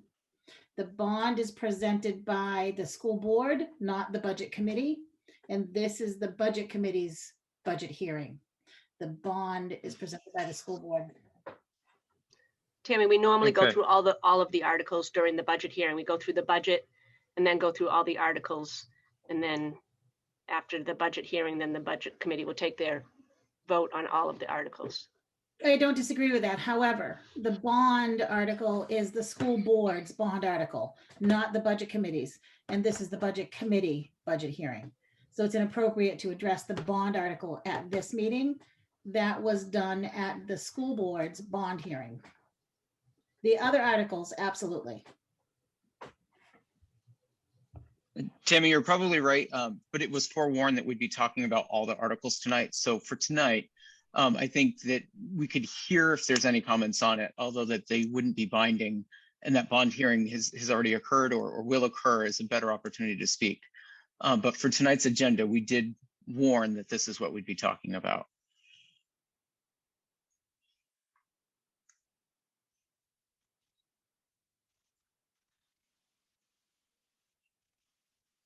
And it sounds like that's a moot point anyway, because there are no comments or questions. Next would be the collective bargaining agreement between the school board and the Linwood Education Association, NEA, New Hampshire. Is there anything specific for that article?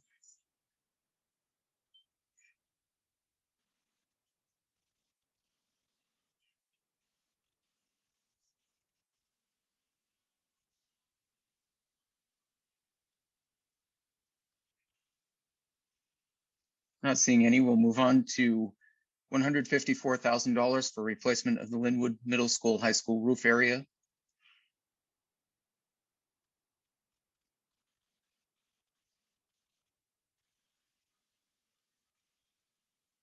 Brian Angelo. Again, I just wanted to touch on that. I mean, I don't understand the point in cutting a roof. And that's just where I'm at. If we're gonna cut anything that has to do with the facility being functional, I think it's a lost cause. And I'm just gonna leave it at that. And that's just the budget committee, and I may be out of line here, is we've gotten to a point of everything's become petty. And it's become a game, and see how much we can take away and what we can do. And I know there'll be comments against that, but I've reached that point where there has been no defense in the last 5 hours of any reason that they're doing what they're doing. And they keep deferring back to the point that they're going to discuss this later on tonight, or they weren't prepared last week to have people ask them questions. So they weren't prepared. So they were going to talk about it after the meeting. They should have been prepared last week to present their case to the community and move on. Right now, we're just in bonus session because it's just been a crazy talk and it's getting old. And until they're ready to actually answer a question from the public with somewhat of an intelligent response, not deviating back to some numbers that they found or some thing that they had, or 40 years ago, the classes were 20 people, or I had a comment last year about how we shouldn't use propane because it used to freeze up at the mill. And that was a fight. And it's just getting old, and I'm ready to move on with some of these things, but let's just look at it like it is. How many of you people have any care about having their children have some kind of good education, and yet we're working hard towards this, and none of you want to talk? And not for nothing, half of you did not sign up to be on a budget committee for next year because you didn't realize. Brian, I want you to stick to the roof right now. We're only discussing the roof article right now. We should have a roof. We should not cut money on a roof. Mr. Pickering, go ahead. Hey, Rob, I'm sorry. I had some type of technical difficulty. I actually had my hand raised to speak about the teacher's contract. Could I still do that? Yes, you can. Thank you. I just wanted to say, as a parent and community member and a board member, if there was ever a time during this pandemic is a time where parents say, oh my God, I hate teaching my own kid when they're home remote learning. Our teachers last year and this year have worked really, really, really hard. It's probably the #1 job in America right now, next to curing this virus. And I would hope the budget committee is going to support what is an incredibly fair teacher's contract that gives a raise to the teachers who are still here. I know they're wanting to cut teachers. I hope they're not going to cut teachers and then not give raises to the ones that are still here. So I would implore them to support the raise for the teacher's contract. And there's some other things, some language and stuff in that contract, but they're voting on the bottom line. So I think it's a fair minimal raise to the teachers. So hopefully they can support that. Thank you. You're welcome. Jay, you raised your hand. Was that in regards to the roof? It was, Robert. Okay, go ahead. So in listening to the sort of follow-up budget committee meeting on Monday, there was a bit of a discussion about the roof project. I did hear from some of the committee members that they supported the roof project. I heard some concerns from other members of the committee. And so I just wanted to provide some additional information for both the community and the committee because I think it's relevant. There was a suggestion by a member of the committee that an infrared leak scan would be appropriate. We did do that, and they mentioned that we did do that in 2006 through 2008, and we did the recommended patchwork that was suggested by that roof plan. And as a result of that roof plan, members of the board and members of the facilities committee that were on the board at that time engaged in the process or started the process of prioritizing sections of the roof to replace, sort of preventative maintenance, not reactionary, not sort of dealing with projects and problems as they come up, but preventative maintenance with an eye towards preventing things like in the 2011, 2012, $76,000 that the school district spent on an emergency roof repair. And throughout, since that time, 2011 to 2012, we did the emergency repair. We did some installation in 2013, 2014. That was phase one. Monies were taken from the trust fund. And then throughout every year since then, we've prioritized a section of the roof that was the oldest or in most need of repair, and we've completed those sections of the roof. It's a simple process of preventative maintenance, the very same thing that every single person that owns a home does on their own properties. You take things like a roof that, if they fail, can cause catastrophic damages, as we saw in 2011, 2012 with our nearly $80,000 in emergency roof repairs. And this isn't some number that popped up out of nowhere. This isn't some expense that we didn't see coming. This is a planned preventative maintenance measure as part of a 10-year plan. And frankly, it's absurd to not support it. There's no good reason to not support it. Thank you.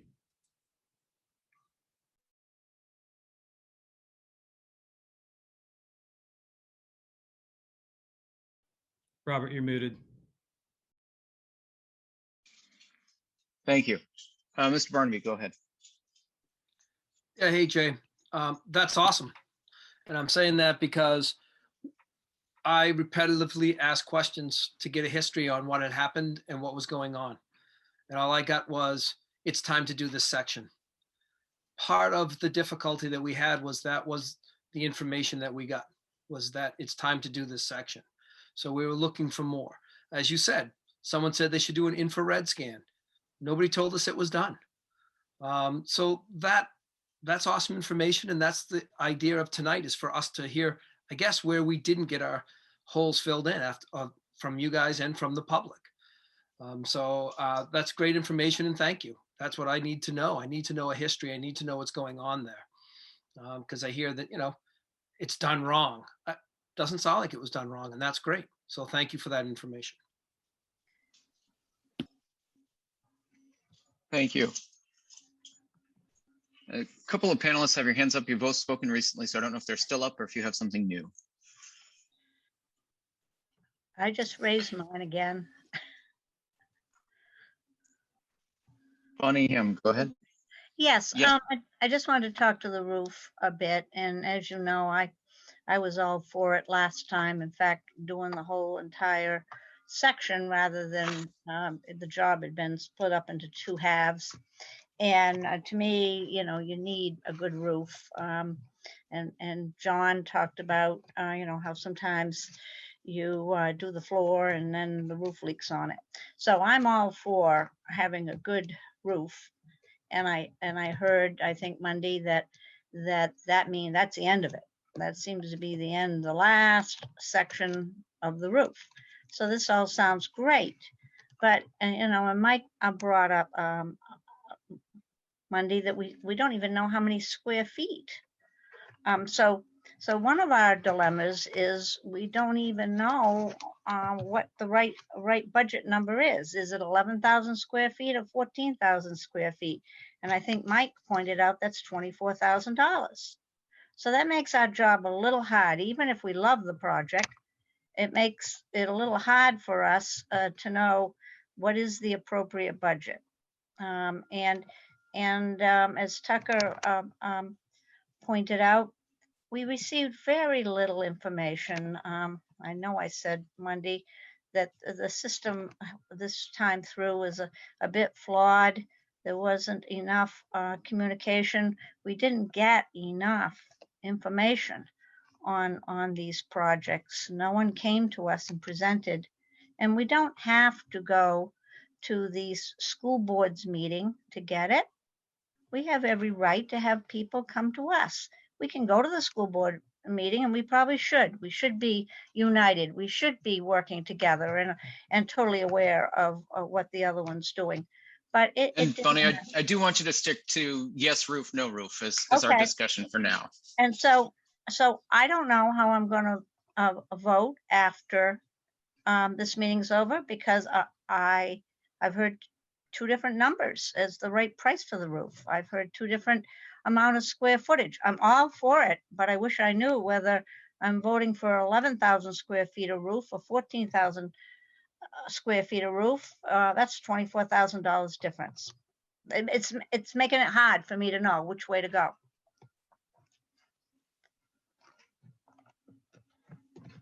Vance Thank Pickering, you. go ahead. Hey, Rob, I'm not even sure what that was about. The budget committee was given a proposed warrant article with a set dollar amount. I can't imagine that Deb and Judy and administrative team gave them 2 roofing warrant articles. I think there's one, and the square footage, to me doesn't matter. It's a cumbersome dollar amount that finishes the roofing project. Jay pointed out since 2011. My God, this project will finish the roof. It'll be done. They were given one number.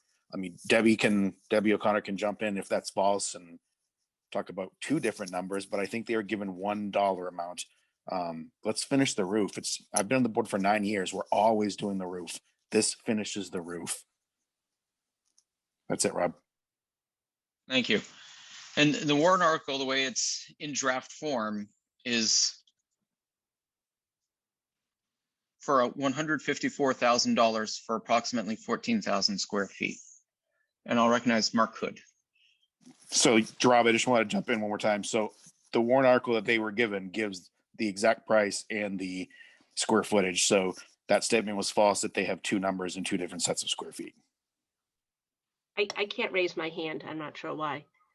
I did recognize Mark Hood, and then I'll come Okay. back to you, Debbie.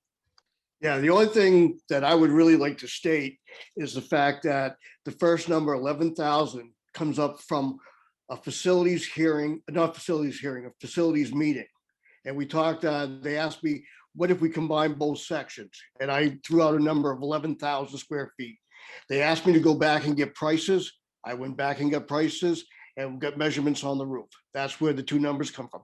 One was from when they told me to go do it. Second one was when we had the actual facts. Thank you. You're welcome. And we'll go back to Deb now. I was just going to clarify that point also, that's what happened. The 11,000 square feet came from a meeting back in the fall.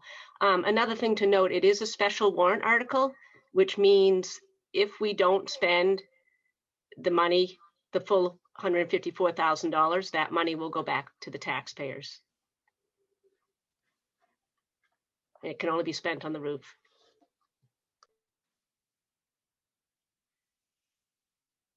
Mr. Aldridge, is there any public waiting to speak? There are no public hands up at this time. Okay. I see panel's hands. As long as your comment is about the roof and why you are supporting the roof or why you're not supporting the roof, then I'll go ahead and recognize you. If it's bickering as to who got what when, that's not what this meeting is for. As somebody mentioned, we really have been 5 hours into this meeting, and we need to hear why you want to vote on something or why you're not supporting something. So with that said, Bonnie, I see your hand up, so we'll let you go so you can speak to the roof. And you're muted, Bonnie. I already did. Oh, okay. Your hand was just left up. Okay. I'm I even saw sorry. my own hand up at one point tonight, so it's easy to do. Okay, then with all the comments there, I'm going to group the rest all together because they're all for the Expendable Trust Fund. If you have something specific for Expendable Trust Fund and why you support it or don't, then certainly chime in. But again, they're for the Special Education Expendable Trust Fund, school facilities, school vehicle, school equipment, school technology, and special education cap that would have been created in that first article that I read.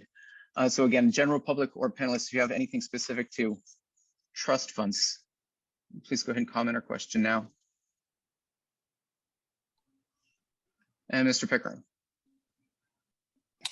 Hi, I just wanted to make note that I am in support of all the trust funds. I know there was an idea last week that the budget committee might not be in support of them because there were nothing earmarked or they hadn't heard of any projects that the school was thinking of. But the whole essence or the idea of the trust funds are not to have projects planned down the road. They are a rainy day emergency slush fund in case something catastrophic happens. So it's important to continually put money into all of those funds, in my opinion. Thank you.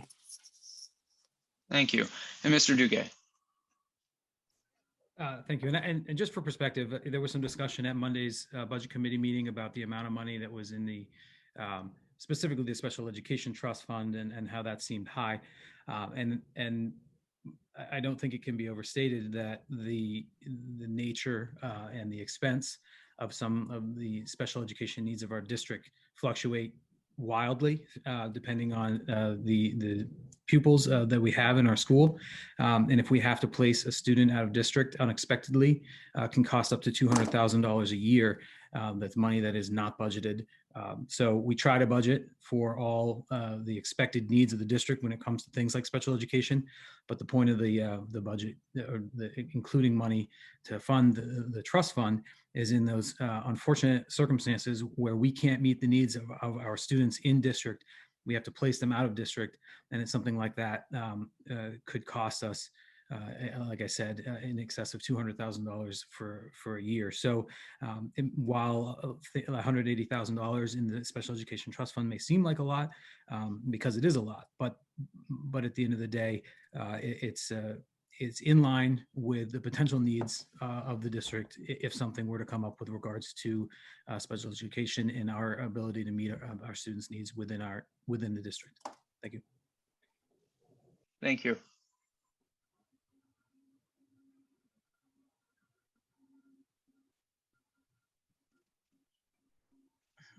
Mr. Aldridge, do you see any hands up? There are no public hands at this time. Okay. Mr. Barnaby, go ahead. Yeah, just responding to that.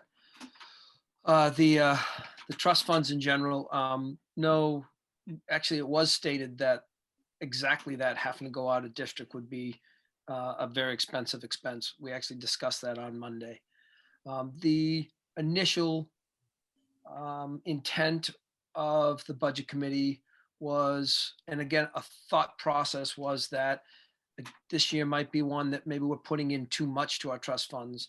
Maybe we wanted to change our percentages on where we put the money, especially where we wanted to spend money on the facilities, that maybe we want to put the money back into the facilities.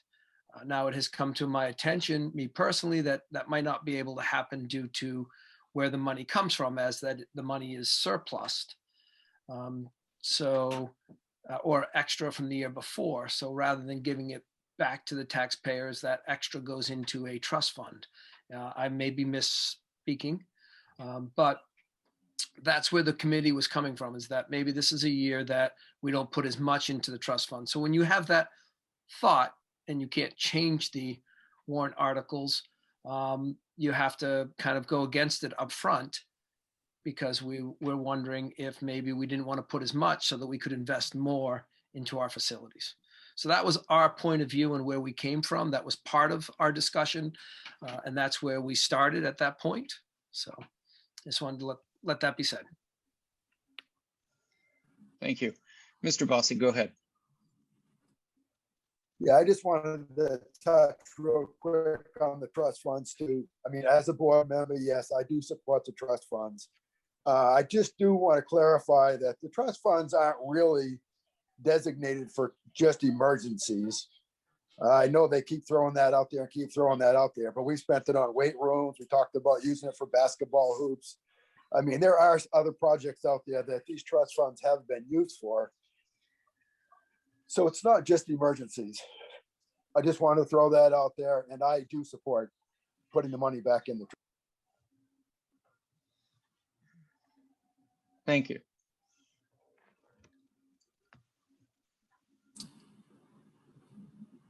Robert, I don't. Yes, Jerry, go ahead.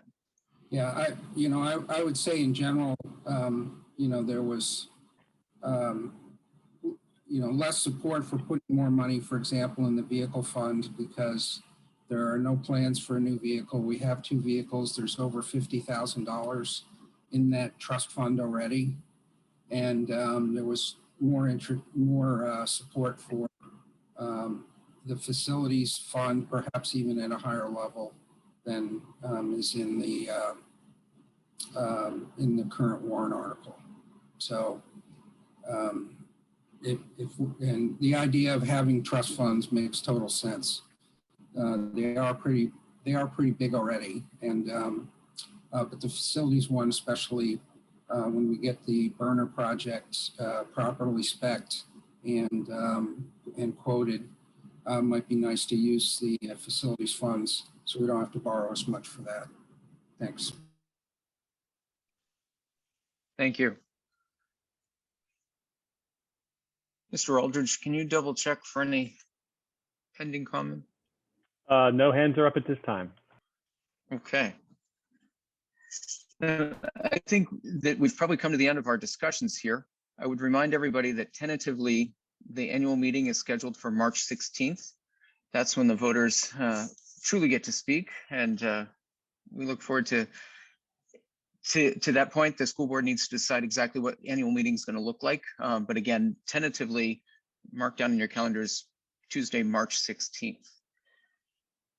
With that said, I believe we'll adjourn our public hearing now and turn the meeting over to Mr. Barnaby and the committee for their decisions. All right. Excellent. Thank you. I'm sorry, before you go, can I say one thing? Sure. Sure. Rob, I just want to thank you for all your work and navigating this process and these hearings. I know it's not always easy. There's sensitive subjects within the community, and I appreciate all that you've done. So thank you. You're welcome. Thank you. I'll echo that because I was going to say the same thing. Thank you for support, for running the whole meeting. You've been very You're organized welcome. and very, very good. Thank you very much. I liked how it was done. You're welcome. Beat me to it, Manny.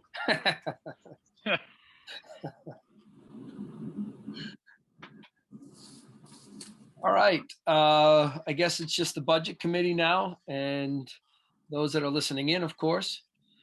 And are there any discussions, or, now we have to make the hard decisions on what we want to do. Jerry, do you have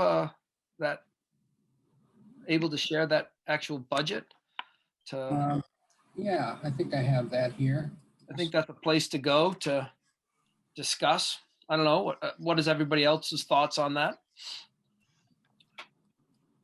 I think we have. Oh. Yeah, Bonnie, what were we saying? Whoops. Does that help or not help? I think we're going to want to go there because we need to have the numbers in front of us as we discuss different areas. I don't know how anybody else feels. It's how I feel. No, we need to go down through where we made the changes and either go with them or amend them or whatever. All right. I don't have my glasses. I can't see that, Jerry. I'm gonna zip out from in front of my screen for a second. Let me see if I can put up. I apologize. I don't have my glasses. I didn't think I'd need them as much tonight. Can you zoom it bigger, Jerry? Well, just let me get my glasses. Hold on. I'm just gonna run in the other room. Hold on one sec, guys. That was silly. So, I mean, we had this version of it, which is easier to read. So, is that? That's not very helpful. That's not very. That doesn't help with leading the discussion. So there really aren't that many items individually to go through. But let's see if I go to this. Let's.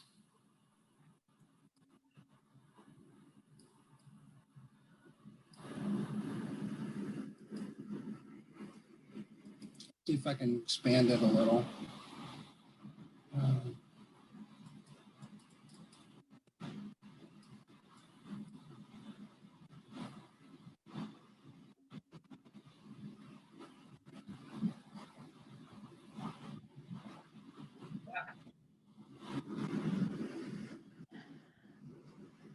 We really had 8 areas that we focused on. This one is listed as special ed, but it's not special ed. It's just the way that the right. the way the SAU is required to put the budget in order to put it in certain forms. The issue of the charter schools, essentially the prepaid tuition that we put in goes under that category. So in reality, we didn't make any changes to the special ed budget, but that's where the charter school piece shows up. Is Tucker back? Hey, Jerry, this is Joe. Do you have something on the screen that you guys are looking at? Because I do not see it. Oh, I was just trying to unmute because I'm not seeing anything right now either.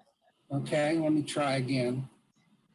I'm actually got everybody that's on my, I'm in a unique. There we go. Yeah, now I'm back to the screen that I like. You're back to the screen you like, okay. No, now I'm confused, but okay.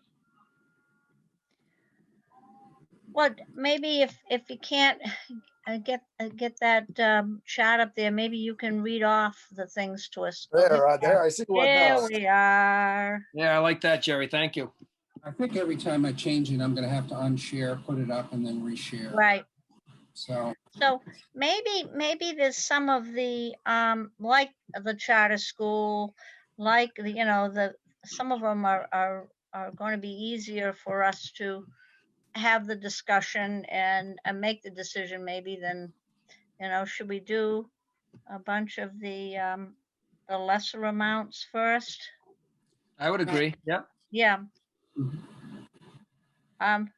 I would make a motion to reduce the charter school slots given on our usage of them lately, and we can buy some if we need it. So I would go along with about 18,000, is it?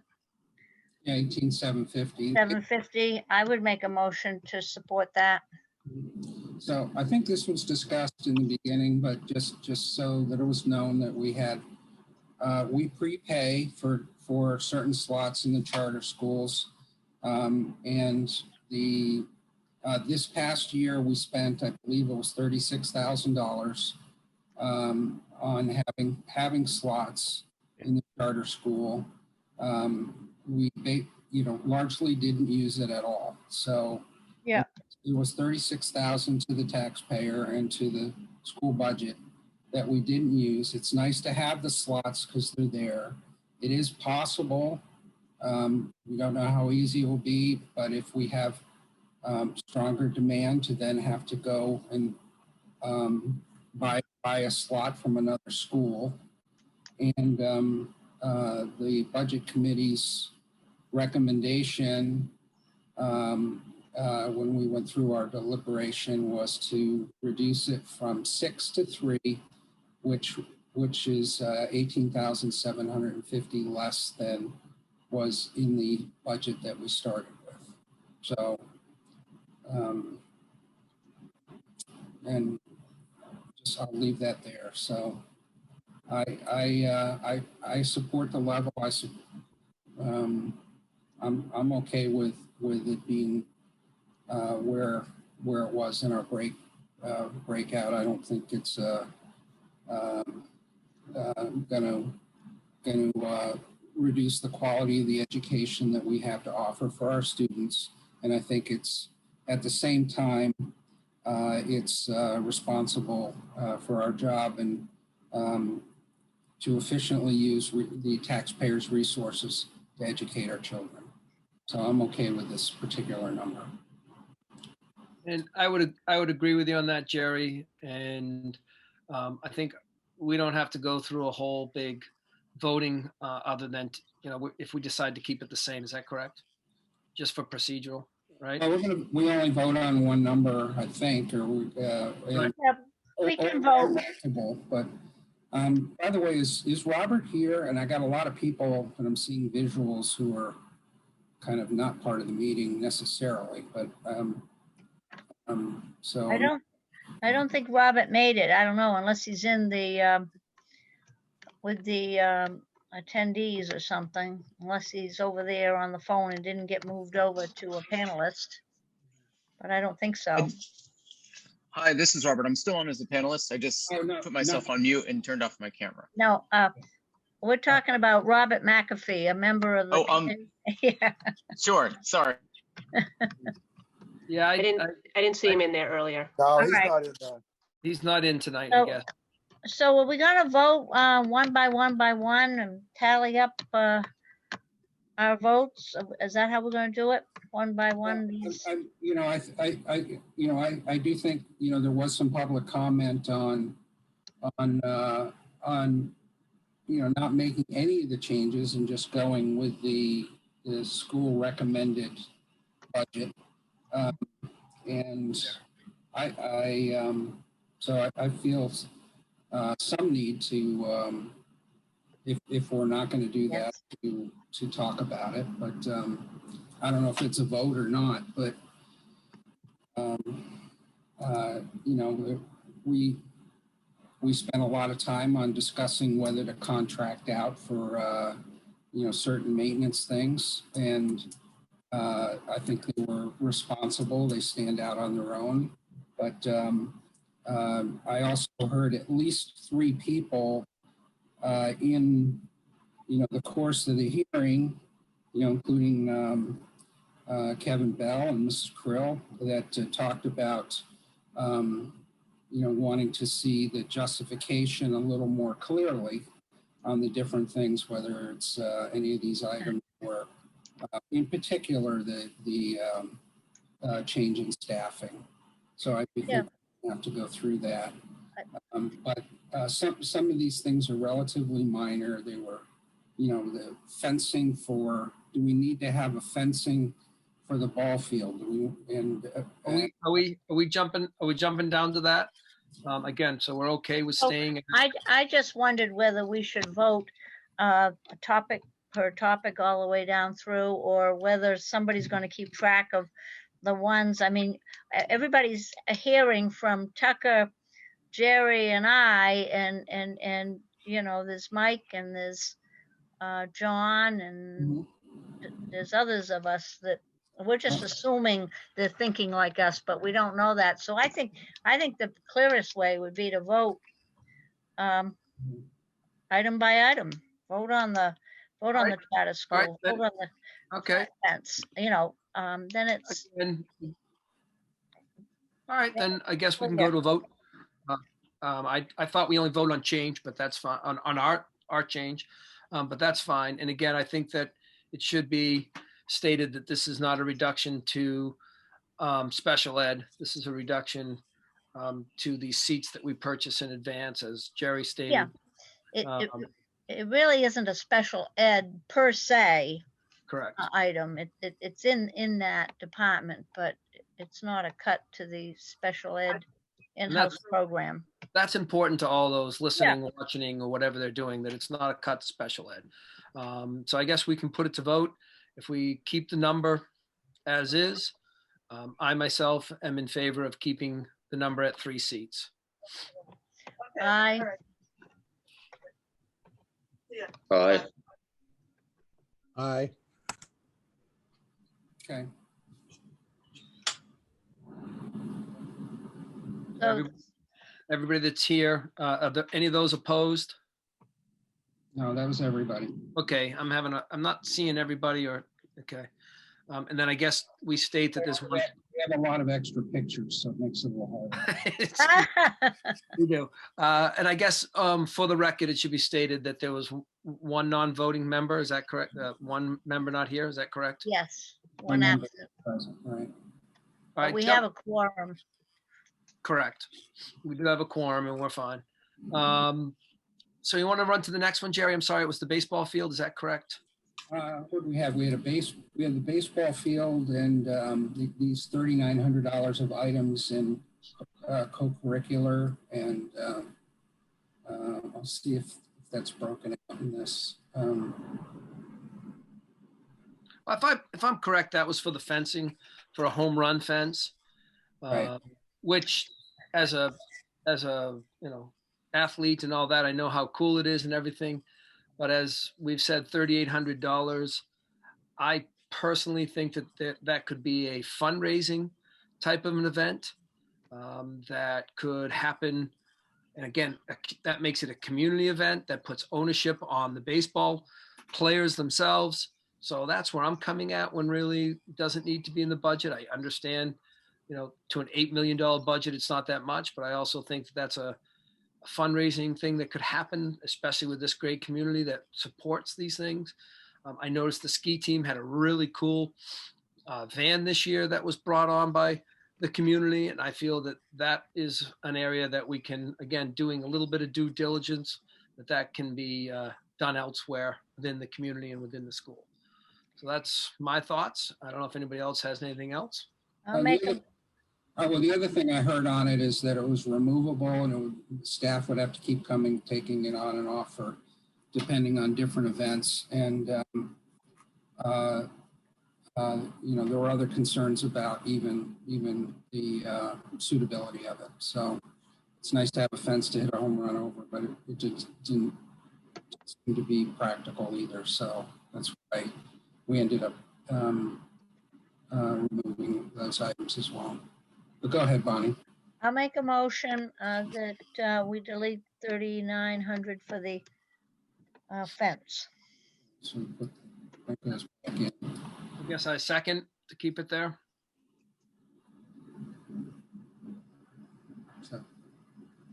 Oh, sorry. All those in favor of leaving the $3,900 out. Aye. I'll start. Aye. Any opposed? Okay, so that passes to remain in the budget. What do you have next there?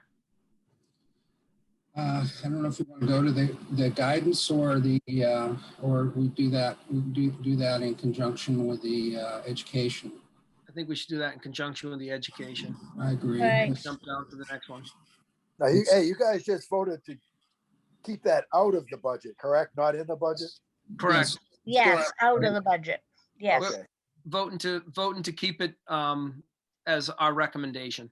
To And, keep and, it out. and Joe, you are a voting member if you want to be, but I know you have some conflicts in some things. So do you have anything?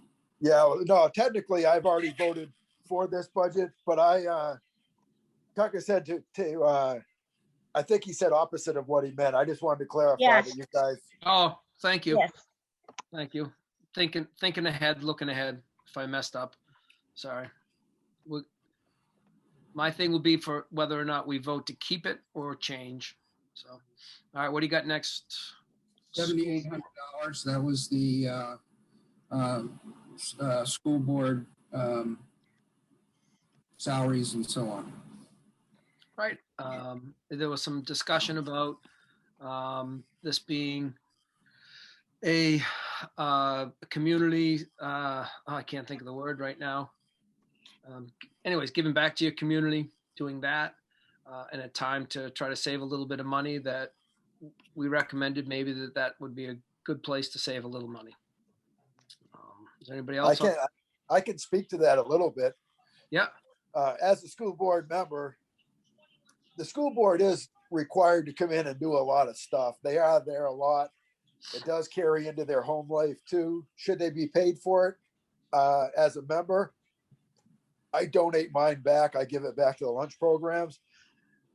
I don't take a salary, but I think if people put in that much time, just my opinion, it may not be a bad thing to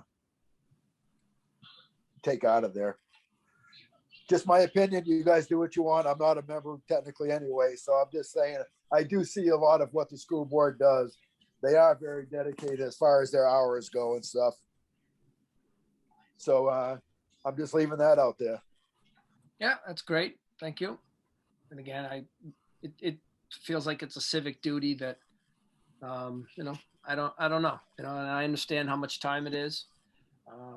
So. No, I agree with you. I mean, and that is 100% you guys' option and everything. I'm just going to show you from the other side because that's my duty to do. That's all.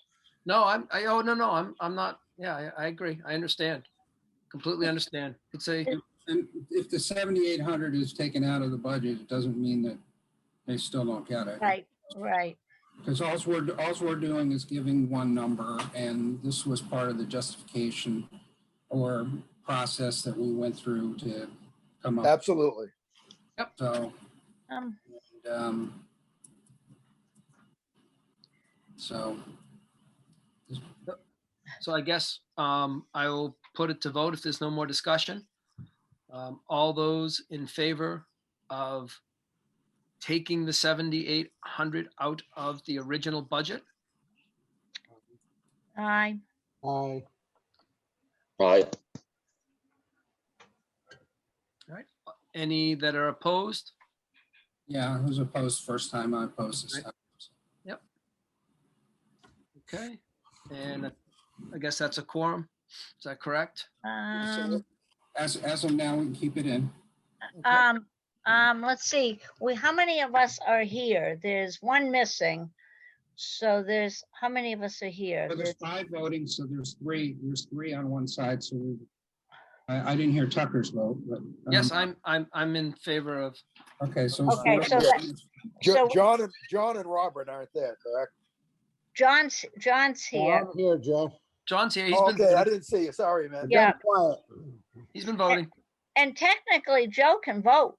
Technically Joe can vote. So if there's 6 of us here, voting, it takes 4, right? How we, yeah, and there are 4. So yeah. All right. all right, we got 4 anyway. Yeah, and there just was a suggestion to take a roll call, for Jerry. I mean, for Jerry to take a roll call. well, we can do that, but there's no binding thing on the individual, counting of each item anyway. We're going to have a vote on the warrant article. All right. And I'd recommend making that a roll call vote. But, okay. But not it's just a suggestion. We are we're going through the lots of good comments that we received on the budget. I think most of them were on salaries, but there was some of these other comments as well, but mostly they're fixated on the number of teachers, and that's probably where we're going to have to put most of our time. And so we've got these 3 here, right? They're on the screen. We got the grounds, and those the superintendent principal's office. Those are the raise recommendations, right? Our 1.25 recommendation. Yeah, we recommended across the board, 1.25, which is the rate of inflation, is given a difficult time just for leadership, as opposed to what was in the original budget, which is double the rate of inflation. So, and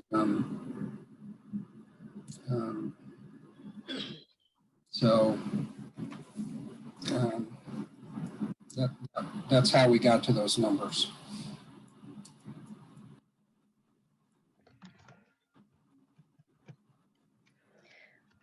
Yeah, and hey guys, I'm getting a comment from the audience that, the way we're saying things, it is confusing. We're going to have to say something like, I make a motion that I'm in favor of deleting the $3,907 from the budget as presented by, because it is confusing folks out there as to what our votes mean. So, okay, so far we've kept everything, all of our suggestions in the budget. Right. Yeah, and we could say as from our budget, or as I'm saying, just so long as we make it clear to the public. So so right now, everything that we've gone over, we have decided to keep as a recommendation to reduce the original warrant article. Right. Okay. So I guess that's where we'll go, is the do we keep, or whether or not we keep it as a reduction to the warrant article. Does that make sense? Right. Right, and we've got another comment popping up that is absolutely correct. These are just places that we're finding cuts, but it's bottom line. What we recommend is the bottom line. And it's up to the school board to take the monies from wherever they want to take the monies after we get done. Correct. I mean, this is bottom line. And again, we are just going through where we took it out. And here's another suggestion that popped up. If we said the line item, and then gave language that it was clear that we weren't making changes to our budget or somehow clear language, because I think we're confusing the public that's listening to us. Just the pop-ups I see, we're confusing them. I'm sorry to hear that. So we had a budget of proposed warrant article of $7,727,338, representing somewhere around $26,500 per student. Based on the comments we've received, we're now discussing whether 26,500 is too austere a budget for this SAU for the coming year. And part of a lot of the comments, some of the comments that we received talked about how our budget compared to the budget that came out of the school board process.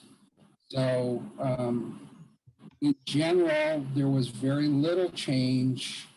There were some specific changes dealing with the items that we just talked about, the fencing, the charter school prepaid items, the school board fees, basically the amount of pay increases for senior administration, and the upkeep of the grounds. Those all told together represented 21, 30, roughly $65,000 to $70,000 out of the budget. So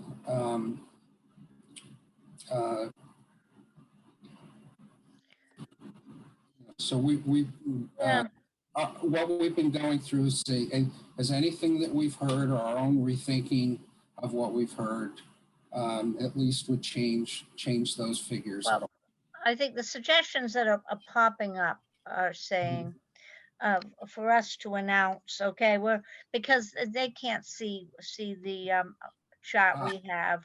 Can we say, okay, line item 1110. Okay. You know what I mean? I think that's. I did not realize that they couldn't see it. But well, I think they need us to. They need to be clear what we're doing, and they so far we need to announce what the topic. Well, Jerry just explained exactly right to this point exactly what you guys have done. Right, and again, we are now, for anybody who can see it, I think everybody, I'm getting comments that people can see it. We are right now at the office of the superintendent, line at 2410. Oops, sorry, 2321. The office of the superintendent, where we have recommended to reduce by $3,907 to the original warrant article, bringing our budget committee recommendation to $637,862 for this. Yes. This line item of 2321. And I'll make a motion to cut the $3,907, which is the one, which is our recommendation of 1.225% pay raise. Okay. So is there a second to keep our budget the way it is with the recommendation of a $3,907?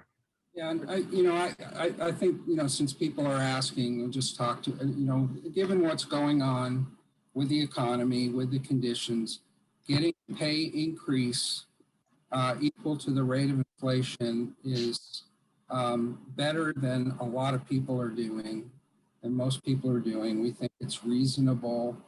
We chose not to address other administrative staff, which the level in the budget the standardized amount would be 2.5%. There just weren't enough of them, and we trust the senior administration will deal appropriately with that. We just think, given the economy and the times, that getting a pay increase equal to the rate of inflation is certainly reasonable, and it's supportive. So, Yeah, I agree. I agree. So is that a second, Jerry? yeah, All right. So all those in favor of keeping the $3,907 cut to the original budget, to the warrant article that is going to be presented from the budget committee, please, all those in favor? Aye. Aye. Aye, Tucker. Okay, all those opposed? that was everybody. That's what I thought. Good, thank you. Moving forward to the next one is the Office of the Principal.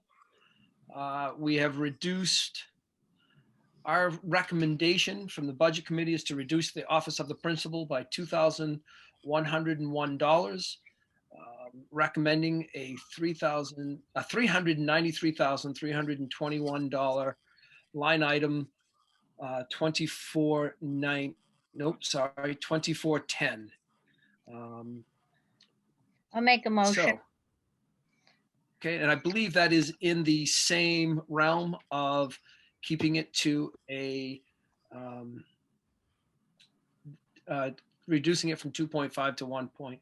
Is that correct? Isn't that the same? Yes. We really discussed that as one item, really, as a group. Right, Yeah. that was all an item, but it's line item by line item, and I had some recommendations to do that because a lot of people can't see that. So there has been a motion to keep the 2,000 reduction and the 393,000 to recommended committee. Is there a second for that? I'll second it. Okay. Somebody from the audience just suggested that we should do a roll call, the names of. Yeah, we've already discussed that. We don't need to do that because. Okay, Right. all right, We'll roll call on the final numbers. all right. Roll call on the final numbers. It comes up when you're talking. So we have a second. All those in favor? Aye. Aye. Aye. That was everybody. Okay, so none opposed. Moving to the next line item was grounds.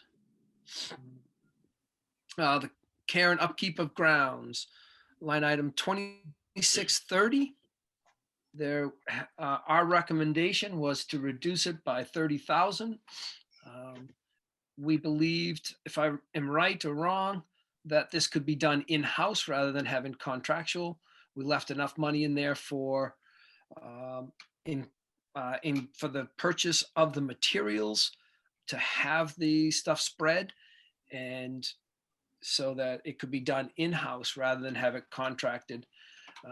So is there any other discussion, or do I have that right or wrong? That was our discussion, and the some of the comments that we heard were that we don't want to skimp on infrastructure, and that's not what this is. This is really buying the materials and for field maintenance and stuff like that, I think, or grounds maintenance, and then having staff take care of it. And all the work would still get done. I believe we have the appropriate equipment to do this. We have a tractor, we have a spreader. So that could be done in-house, and here's a nice cut to, to help the taxpayers. All right. I'll make a motion. Make a motion to keep our cut, if that makes sense. I know Sounds yeah, I'll make a motion to cut the 30,000 from the original budget we were given. Okay, I'll second that. Don't know if I'm allowed to, but I will. All those in favor of cutting the 30,000? Aye. Aye. Aye. So we will keep anybody opposed? So we'll keep the reduction of 30,000 in the grounds care. Education. All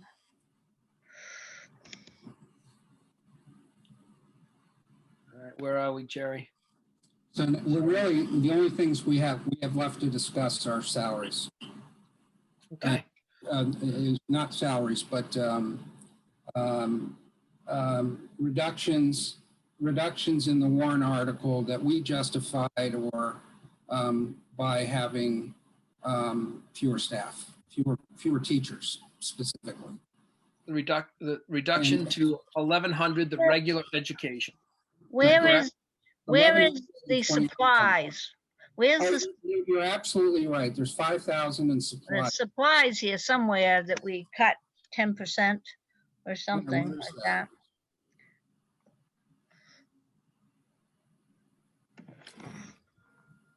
That's interesting. I don't see it on this.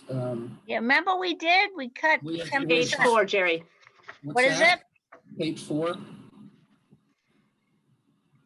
Right there. Mm-hmm. Oh yeah, here we are. Oh, so it's part of the detail of, anyway. Yeah, so I'll make a motion that we cut $5,000 in supplies. Is there a second? I'll second it. Okay. So again, cutting all those in favor of cutting $5,000 in general supplies? Aye. Aye. Aye. Aye. I believe that was everybody, Jerry. Is that correct? Yep. Is there anything else before we get to salary items? Don't believe there is. You see anything else, Deb, that's non? Nope, you just have now the salaries on page 4 and the salaries on page 8. Oh, we have the guidance. Yeah, that's part of the salaries. Yeah, that's part of the salaries. Okay. All right. Yeah, I don't see anything else. There were more detailed things down on the sheet. So. Okay. All right. We've heard a lot tonight. Oh, hello. Oh, you're coming back. Yeah. I guess, here, what is our thoughts and our feelings about our largest cuts to the largest part of the budget? Yeah, so I'm trying to go back to, see if I can find the document where we started so much of this.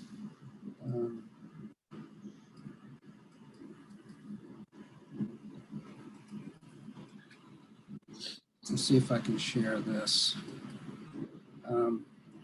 I'll put what are you seeing right now? Are you seeing the master schedule chart? No, we're seeing all your files in your computer. I have everybody who's on with us. All right, let's try this again.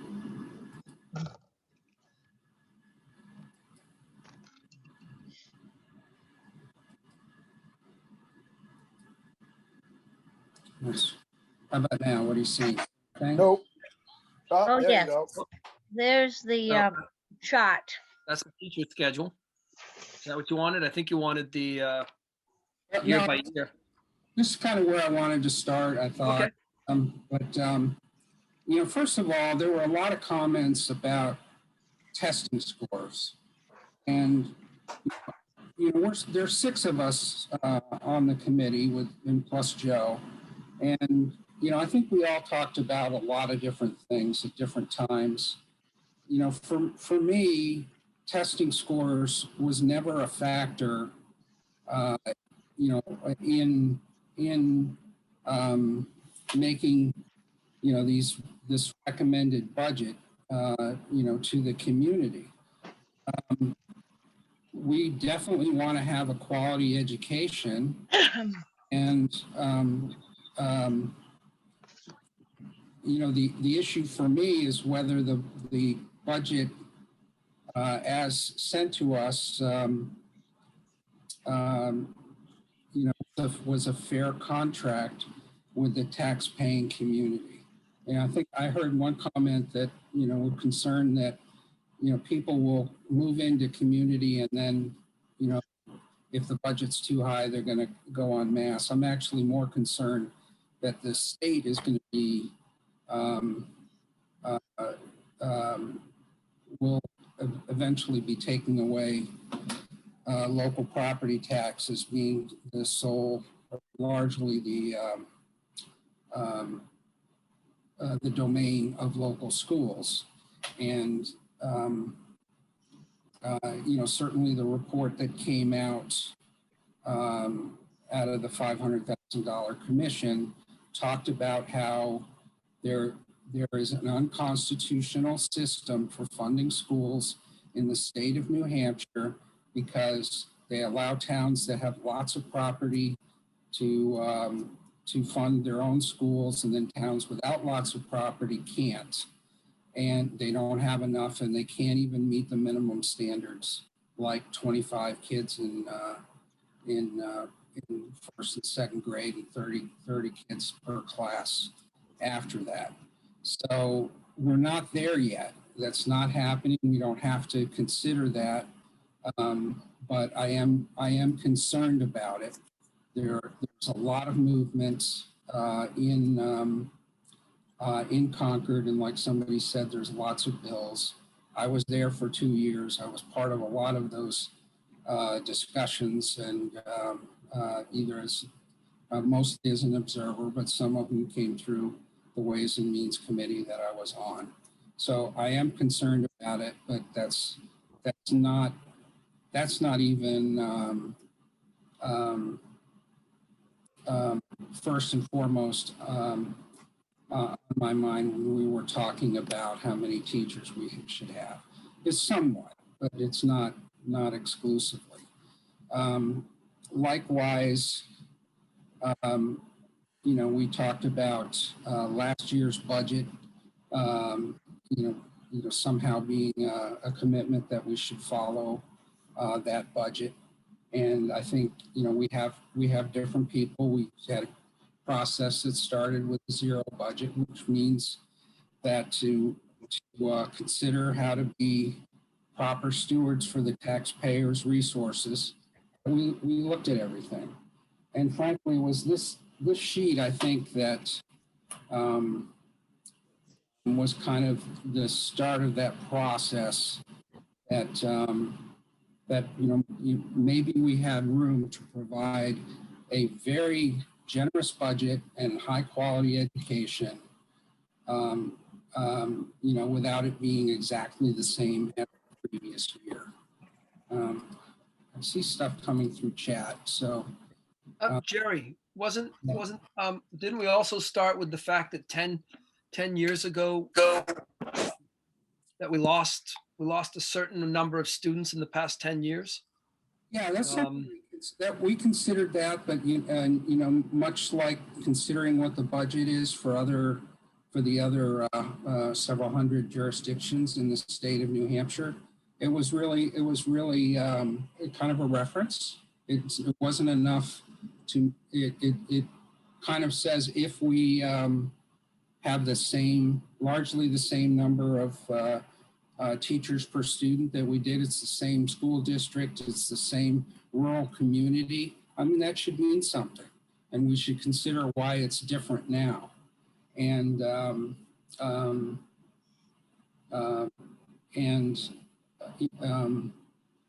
was, I think somebody asked what's been going on. 8 out of the last 10 years, the school district has shrunk in size. Overall, it's 20% smaller now than it was 10 years ago.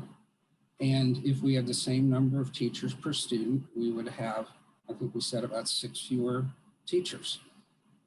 Doesn't mean we should recommend a budget with 6 fewer teachers, but it kind of pointed us in the direction of looking at that. We know that somewhere around 78% of the budget is salaries and overhead, basically retirement and healthcare. So we knew we were going to have to pay attention to that,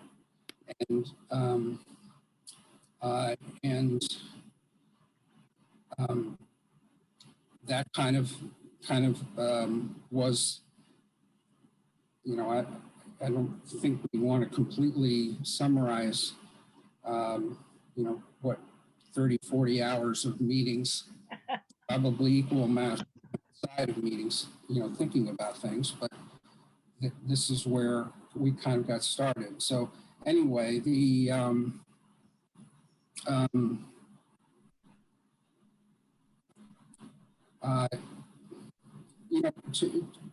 me as graduate of public school, who and also former PTA parent, not in the school district, but these numbers I don't know if everybody can see it or knows what we're looking at, but these are the number of students in each class. And this is largely the kind of the left side is the high school, and then over on the right is the some of the foreign language and arts and so on. We almost exclusively focus on any changes at the high school level. I think the budget committee's feeling was that definitely K through 2 should be untouched. We know there's a tremendous amount of resources going into the elementary school, not just kind of an average, roughly one regular teacher per 10 students, which is a very generous ratio, but the special ed program is largely targeted in that direction. We have the partners program with 4 special ed teachers and a lot of occupational therapy, physical therapy, other things that were largely being directed into, for example, where Tracy Brumley gave such an emotional testimony. I mean, that's almost exclusively untouched. And even though the numbers are extraordinarily different than many parts of the state. So, yep. Is everybody I'm hearing sorry, okay? I just wanted to clarify that within the last 10 years, staff members have been cut. Staff positions have been cut within the 10 years. So I don't want you to think that, 10 years ago, it was one way and it is different as far as the number of staff members. We have cut some. That's true. There's 3.5 fewer. You can't cut that is a large number of teachers in 1 year. We have to keep certified educators in the building, and we can't be cutting the large number of teachers that you're proposing. I would like to challenge the administration to come back next year with their recommendations. I'm all for taking some out of guidance and making the administration do some work and come back to us later in the year to prepare for next year with some reductions or combining or whatever word we want to use.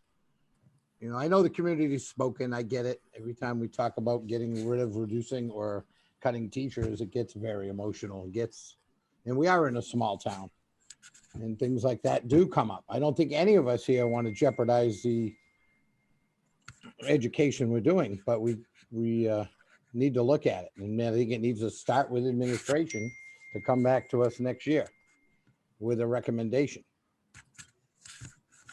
Well, that's fine. Let me, oh geez, let's see.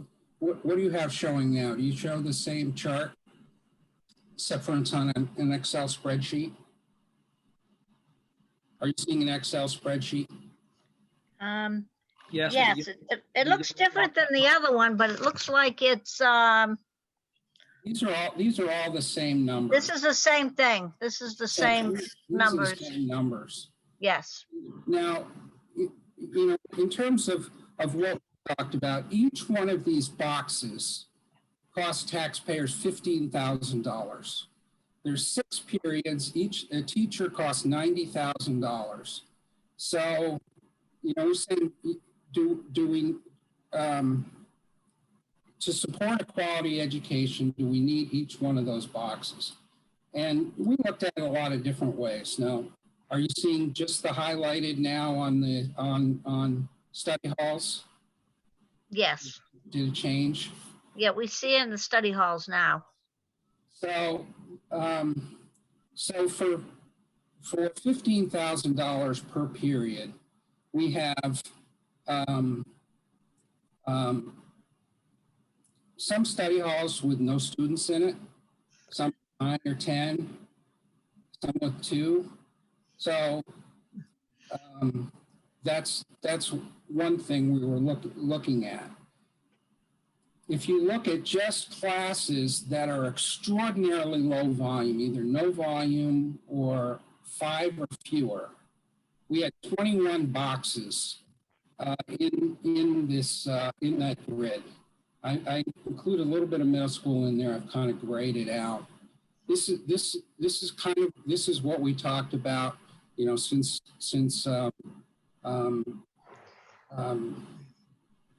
and it took kind of a great deal to go through there. The idea of having a public school with a $15,000 teacher and 2 students in the classroom seems kind of over the top expensive. And I'm not saying I'm not supportive of changing the recommendation at this point. I'm just, since we're here going through the recommendations and people want to know kind of what we saw, then this is one thing that kind of jumped out. So now we can look at classrooms with 10 or fewer. They're either red or yellow. They're all over there's lots of them. And I'm very concerned that at $15,000 per box, that it's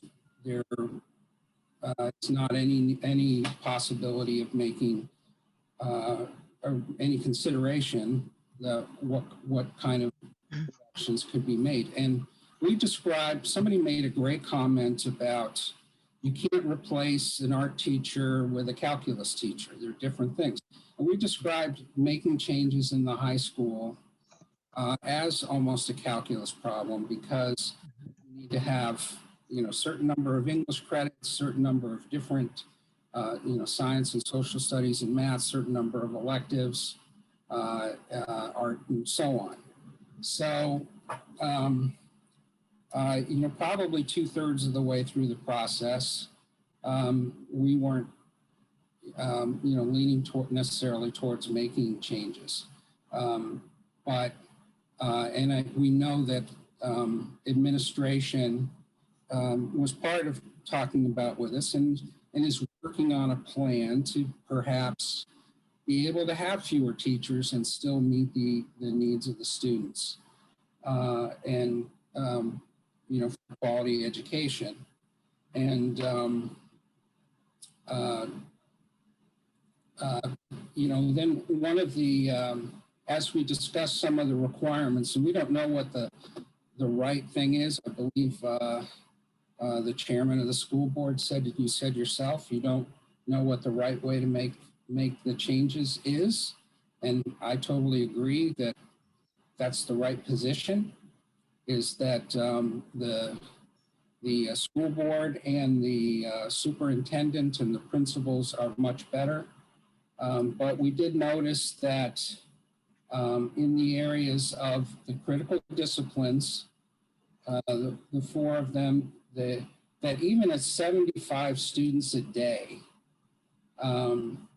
if you, especially including the middle schools, 7th and 8th, that many of those are standardly qualified to teach through high school. There's some possibility that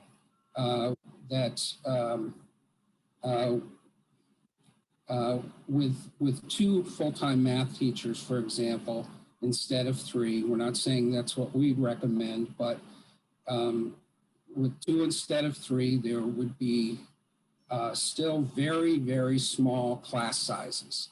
And, you know, averaging under 15, you know, this isn't a Manchester budget. Manchester school would be, you know, 25, they'd be shooting for 25. And if it was under 15, they probably wouldn't even have the class. We could still have fewer than 15 a class in each of the 4 disciplines from 7th through 12th with the right, potentially with the right certifications.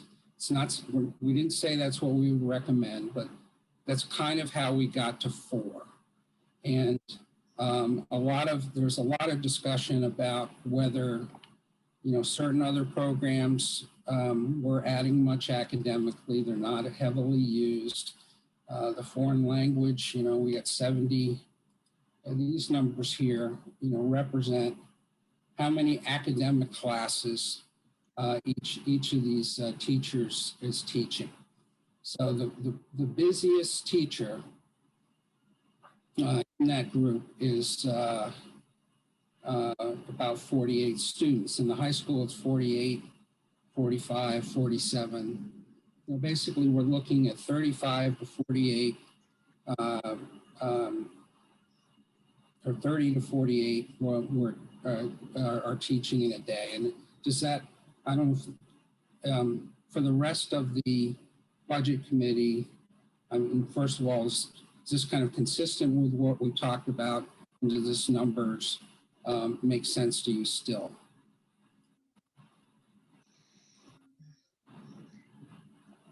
Well, we looked at that, the number of students each teacher impacted. Now, you know, it might be the same child counted twice because they're taking 2 different classes from that teacher. But yes, the range was the maximum number of students a particular teacher saw in a typical day's time was like 48, and you get down to the special eds and so forth, it was a smaller number. So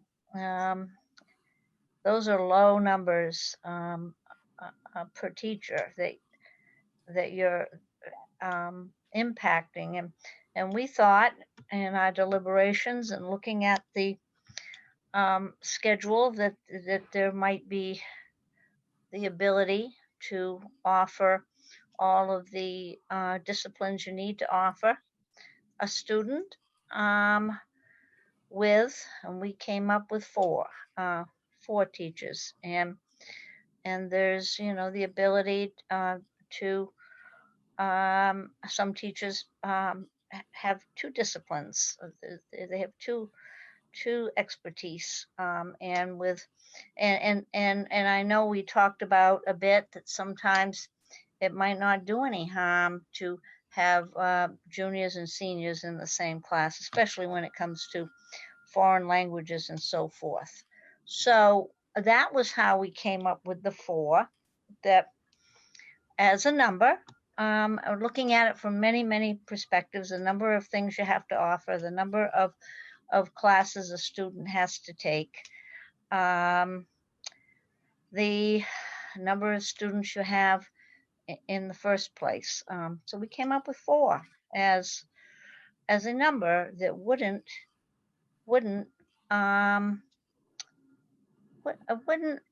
impact negatively the quality of the education we're offering.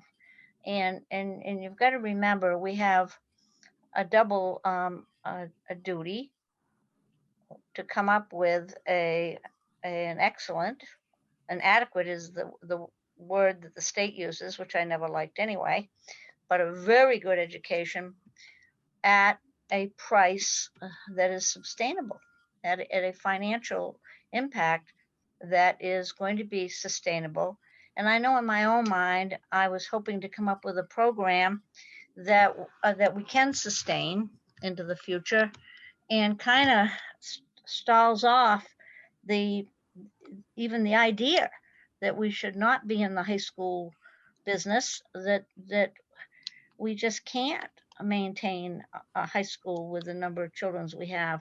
We need to look into going to Plymouth or other schools. That was said to me, these community folks that had their input, and yes, didn't show up at the hearing.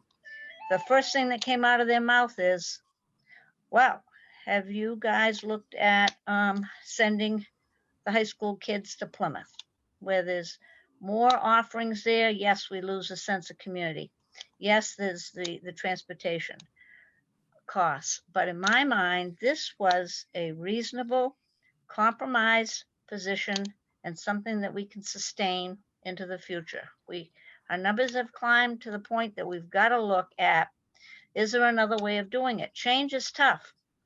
Change is tough. We shouldn't just assume the way that we've looked at things forever is the only way to do it. And as I said before, we are giving folks a choice. Yes, our budget comes forward, but anybody in the audience can say, well, we don't like your budget. I make a motion that we amend the budget to be the school board's budget, or any number in between. It's just what we're bringing forward after our due diligence and studying a lot of things. We thought we had brought forward a compromise, a more cost-effective option without destroying our educational opportunity here. And that's what we did. And we talked, all of us had different points of view all the way along the line, but that's what we did. We tried to be very responsible about it. We looked at this from a lot of angles, not just one. So, I don't know if 4 is the exact right number. I don't know. Bonnie, I think on kind of what I learned tonight, just trying to figure out all the specifics, that it is this budget that will be on the warrant article. I think it's important that, I didn't know this before, that it'll be the only budget presented, and that the community can vote, and Yes. they can change within 10%, I believe is all they can do, from our budget, plus or minus. I don't think so. I don't think that. Okay. I don't think so. I know the school board cannot overspend. I mean, there's a 10%.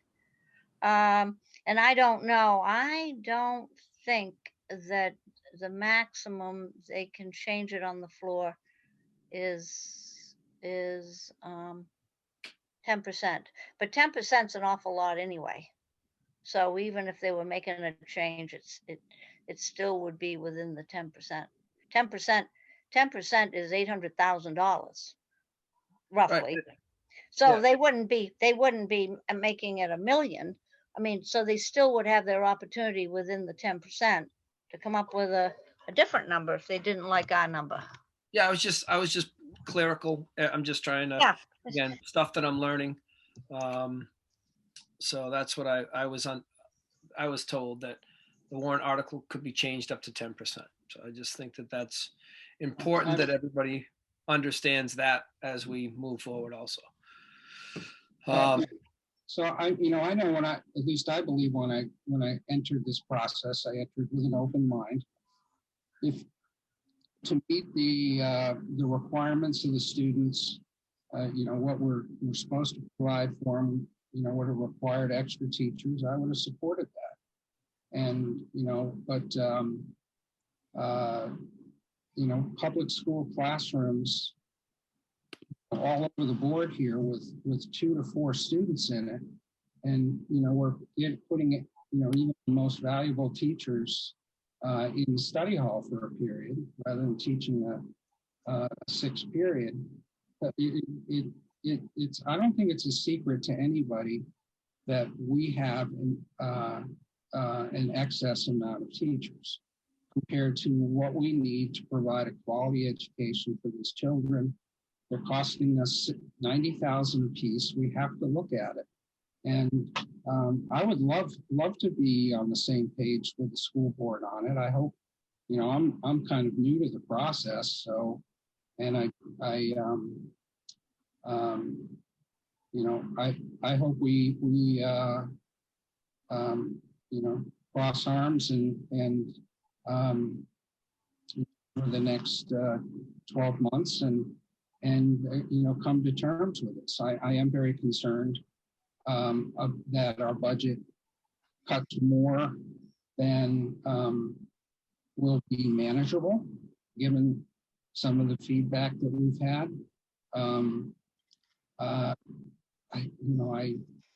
I can't support the school board's budget with kind of what the analysis has shown and in its entirety. And I don't think cutting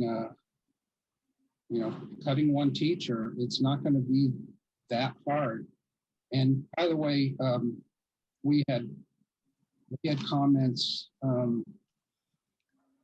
that gee, maybe it's not a good time to cut because the economy's bad. I'd like to read a statement. It says, quote, "Schools were created to meet the needs of children. They were not created to employ teachers, administrators, counselors, nurses, secretaries, cooks, bus drivers, or anyone else. The reason for their existence of those of us in education is to serve the needs of those children." And it goes on. I found that quote on the Linwood Public Schools webpage. I'm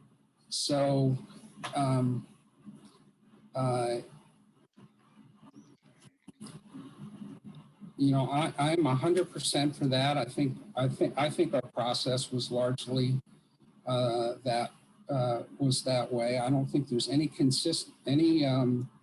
inconsistency with quality education and having this kind of budgetary process. So, the only reason I brought up this chart now is because we received so many comments, from Kevin Bells and others that didn't fully comprehend how we got to where we were. So, that being said, I do think we should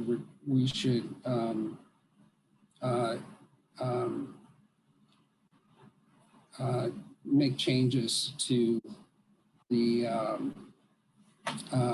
warrant article to allow for to reduce the impact of what we talked about in here. I would hope that if the superintendent and the principals think we can meet the children's education requirements with fewer teachers, and some leave during the year and they can still satisfy the requirements, that they do that and then return any excess to the budget. But I do still want to make it, my support would be for a lower budget than the budget that came to us, but not as significant as the one we proposed. So we've got, and I would agree that, you know. Can I take this off the screen right now? Would that be all right? Sure, go for it. Yeah, go for it. Thanks. All right. I would agree with you, Jerry. I think that we have to make some changes to our recommendations.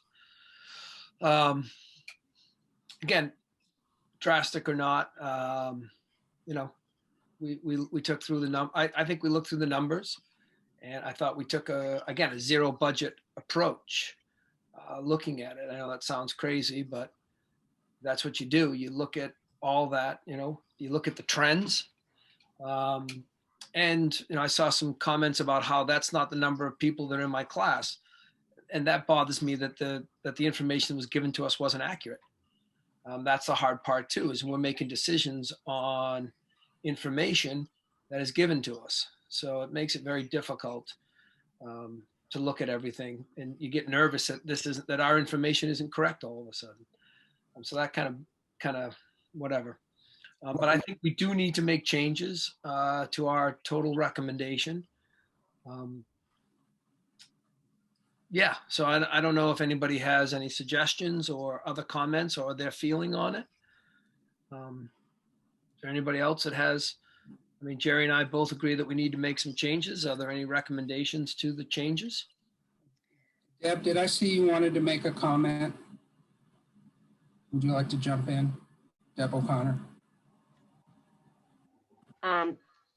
No, there was some questions about the 10% rule. How much can be amended to the budget committee's budget? Mm-hmm. So the 10% rule, let me read that again. Yep. I think we probably still fall within the 10% anyway, or thereabouts, real close. Based on the budget committee's budget, in districts with budget committees adopted under RSA 32:14, the meeting cannot appropriate a total amount which exceeds the total recommended by the budget committee by more than 10%. Right. So it's based on the budget committee's budget. Yeah. And that's what I was getting at, just so yeah. we know that. And so even if they went back to the school board's budget, they're still within the 10%, or roughly. I mean, it's even if the taxpayers at the district meeting did that for whatever reason and didn't like our budget, well, I think we should make some cuts because we believed in it. We had a passion for it. We wanted to come forward with an alternative to how we're doing things, and we just wanted to come up with something more sustainable and start somewhere. We've been saying for years that the day's going to come. Well, it's here, and change is tough. So I don't know. I probably could be talked into making it 3, put 90,000 back in, and have it be 3 at the high school level as a compromise position. I don't know I'm just throwing that out there. I'd like to make a recommendation, and mine is to reduce the guidance budget by 45,000 and leave the regular education alone this year. But with the administration coming back and maybe Mr. Shorter wants or somebody's, I think we need to do a study of the whole place, everything from financial to teachers to. But that's not up to the budget committee. No, I know it's not up to it, but it would make this decision better, easier for me. But my recommendation is 45,000 out of the guidance, leave the teachers where they are, with the expectation that Judith comes back and communicates with us what her recommendation is for next year's budget. And can I just make one more comment about the time being now? This is a different time for everybody with this COVID and everything that's going on. It's a different time for everybody. So I don't know. I could go both ways on it, on that comment, but I just think right now cutting that drastic is just, I hate to use the term irresponsible, but because I know it's all done with good intentions. But I just don't, in my personal opinion, now isn't the time to cut that many people, not knowing the definite structure of schools for the next 2 years.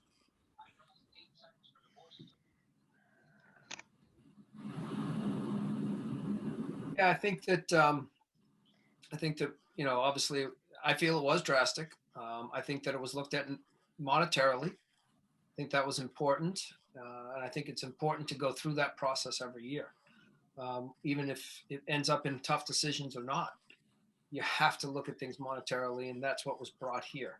And I think the process was about us doing that and then listening. And I think that what I really like out of this the most, and where I end up voting, I'll vote here in a few minutes, because I like the recommendations I'm hearing, is that, you know, we need to really look at the whole process. The process of how we come up with budgets, the process of how we evaluate budgets, and then the school. I know that's not our job here, but I think that that's what's coming out of these meetings, and I think that's hugely important. I think that if, you know, that's a big part that should come out of all of this, is that we really need to look at the whole aspect of it and to give a budget. It would be nice if this was done earlier.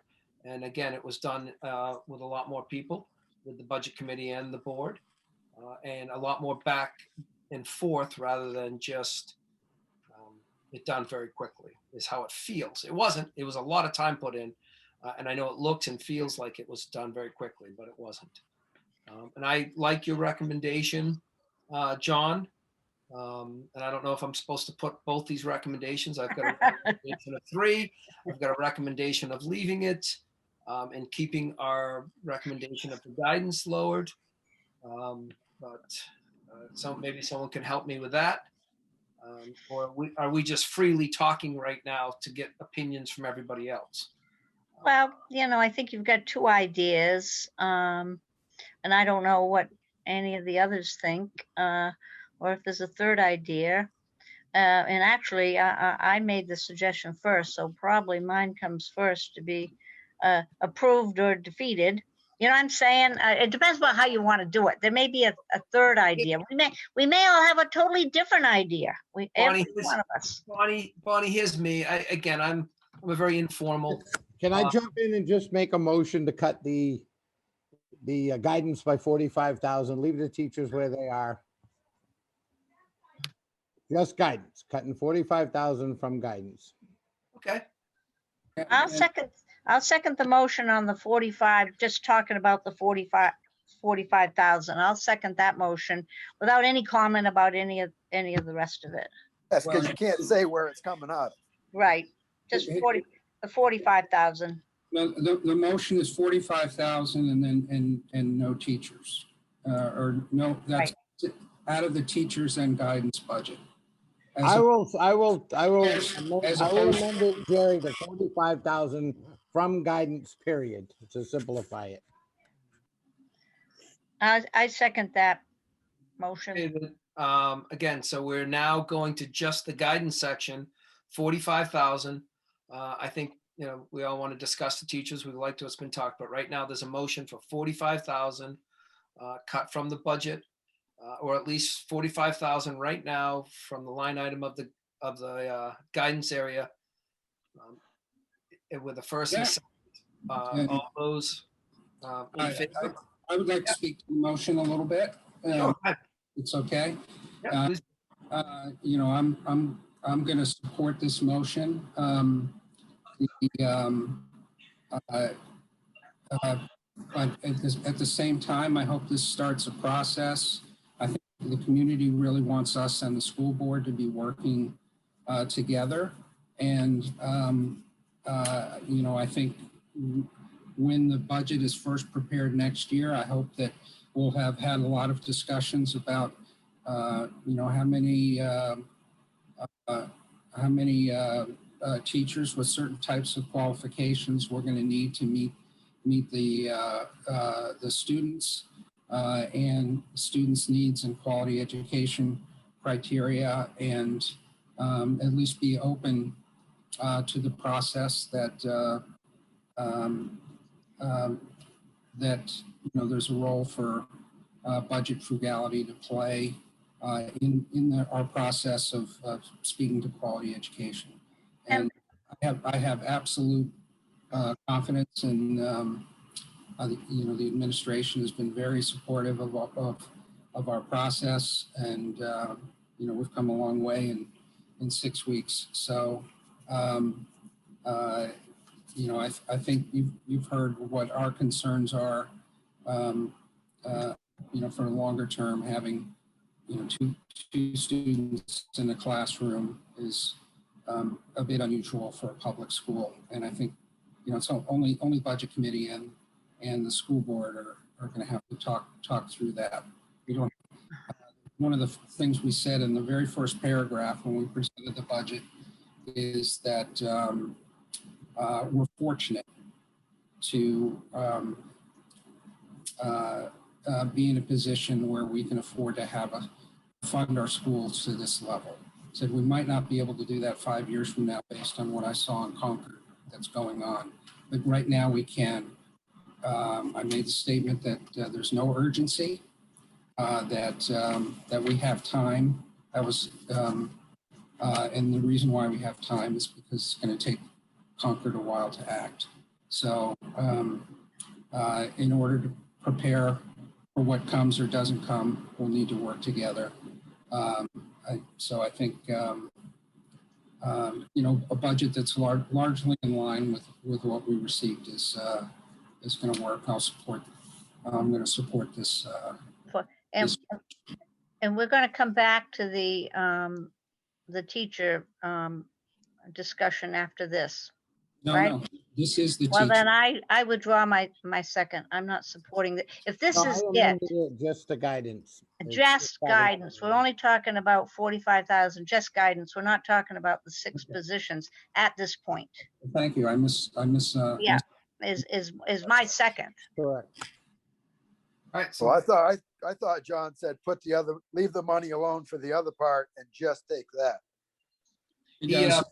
Yes, guidance is all I'm talking about, right? Yeah, he retracted that and went with just the guidance. And again, whether we take it out of line item, it all goes to the total number. Right. And the supervisors.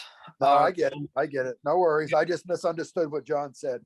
No, and again, I think I'm more speaking to people understanding that even though we take it out of a line item. It's a total, and then it's dispersed on how the administration chooses to use it. We are not really, we just have to pick line items, and then it's overall budget at the end. All those, we have a first and a second. All those in favor of the 45,000 from the line item guidance area for right now? Aye. Aye. Aye. Aye. Jerry, was that everybody, I think? Yeah. Mm-hmm. There's none opposed, one not here. All right, let's get back to, do we want to take any more money out of the general fund or the general budget, whether it be that it's stated, and I think that that's important that people understand, whether it's stated as salaries or how it is. Once the total number is there, they get the ability to move it around how they want. And am I correct on that? Yes. Yeah. I make a motion that we delete $270,000 from the budget to be determined by the school board. That's a compromise. That's not 6 teachers. That's the equivalent of 3, if you're looking at it that way, or whatever, or wherever you can find $270,000. But my motion is to delete an additional $270,000 from the budget. Oh my God. With no justification, just pull that number out. Well, where, it probably needs to be found in the in the salary. Sure, it's 3. Point of order, I'm sorry, point of order. With no second, there cannot be any more discussion. Right, exactly. Second before you continue discussion. Unless the dog seconded it. But I don't think so, but there was no second, so. I hadn't, is there a second? I hadn't asked if there's a second to take that total out. All right, that didn't pass. Is there any other suggestions to removing or changing our budget? So there has to be some suggestions or it will stay the way it is, right? Am I? Oh, yeah, well, then I'll pick up the other piece of John's. Can I? Unless John, can I have a motion to leave the regular education budget at the school board's proposed number of $3,644,407. I'll second that. I may have done my math wrong, but I'm pretty sure I'm right there. And that's the original number, is that correct, John? Yes. Yes. All right. So there's a first and a second. All those who are in favor of leaving. Does anybody have any comments they want to make on it before? Real quick, does that include the 45 you already took out or no? No, because that's a different line item. No, because that's a different line item. Yeah, I believe that's a different line item, Joe. But it includes the 5,000 you took out. Oops, sorry. I'm sorry, Deb, what? You had 5,000 in supplies in that number. Oh, yeah. So Thank you. it's 40,000 then. Is it then? We can amend it to what? 3,638,407, correct? 3,639,407. Yes, I'll change my number to. Okay, is there a second? Yeah, I second it. Okay. All those in favor of the proposal? Aye. Aye. Aye. Aye. That's okay. Any opposed? Anybody opposed? Bonnie, did we hear from you or you're muted? Yes, I said no. Okay. So there we voted on everything. Prior to warrant articles, Debbie, can you confirm the amount now that we would have for the warrant article? Yep, so the new amount is $8,267,338. So basically you put back in 116,000. No, you put back in 540,000. Okay. Okay.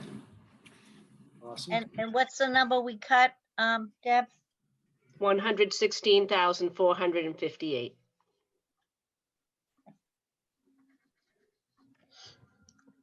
But the final number on the warrant article is $8,267,338.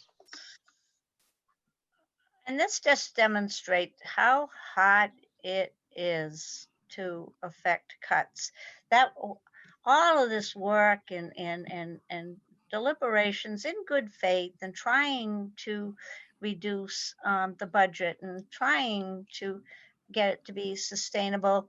And we cut $116,458, which is about what we always do anyway. We always, even just taking a quick, ironically, we went at this like, tooth and comb, and we ended up with about where we always do with our brush over.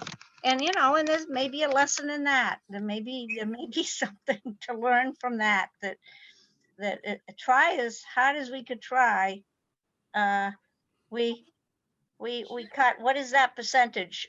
What is that percentage of the budget? That's a percentage of about, Deb, can you do the 116,000 on a almost 9 million budget?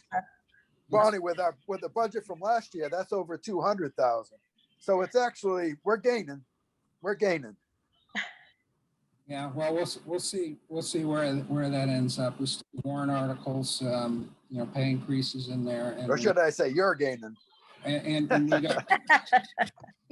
Yeah, what percentage, Deb, did we cut after? It's less than 1.5%, I believe. Yeah. Versus last year's budget, it's a couple percentage points now. Yeah, 2%, and we worked at it awfully hard. And that tells you how hard it is when you're talking about children, and how hard it is when you're talking about critical services. I mean, it's the same if you're talking about on the town level. It's hard to for change or to make much of a difference. It is. Right.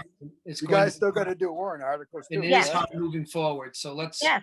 It is hard moving forward, and that's going to be a huge concern. And as I said, I hope that we get out of this, that there's a lot more view onto it, and there's a lot more comments, and that we can all get on this earlier and work together and make it a better process. Yes, and the best part of all this effort that we put in, best part is the community is talking about education. The best part is everybody is talking about it. Everybody will come out and maybe take more of an interest and come up with more ideas.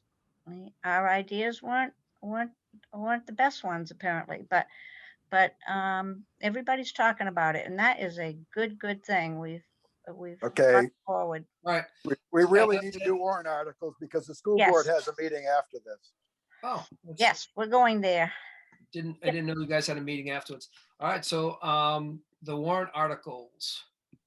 Oh shoot. Do you have that right in front of you, Jerry? I had it earlier and then I switched on something else. I lost it when my internet went down. Hold on. One of them is the teacher's contract, the roof, and the boiler, right? Warrant Article 5 is the boiler. The boiler.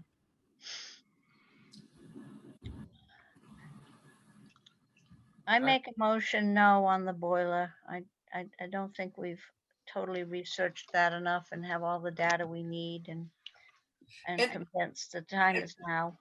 Point of order, you need a positive motion, not a negative. All right. Positive motion. I vote that we do not recommend the boiler. That's what it says that's what it says in the that we recommend or not recommend. But what you need to do is make a motion to recommend it, and then I'll vote no. It has to be a positive motion. It has to be stated in the positive. Correct. Yeah, Bonnie, what you're reading is the draft based on your original meetings, but now is your time to make your final recommendations. All right. So all we do is just say yes or no. Is that correct? Recommend or not recommend, I guess. Correct. And we can talk to the motion if we want, which I think we should. Because we had a lot of discussion on this one. Right. So this, and I guess so. One day we got a lot of good input from the public, Tom Sabarin and others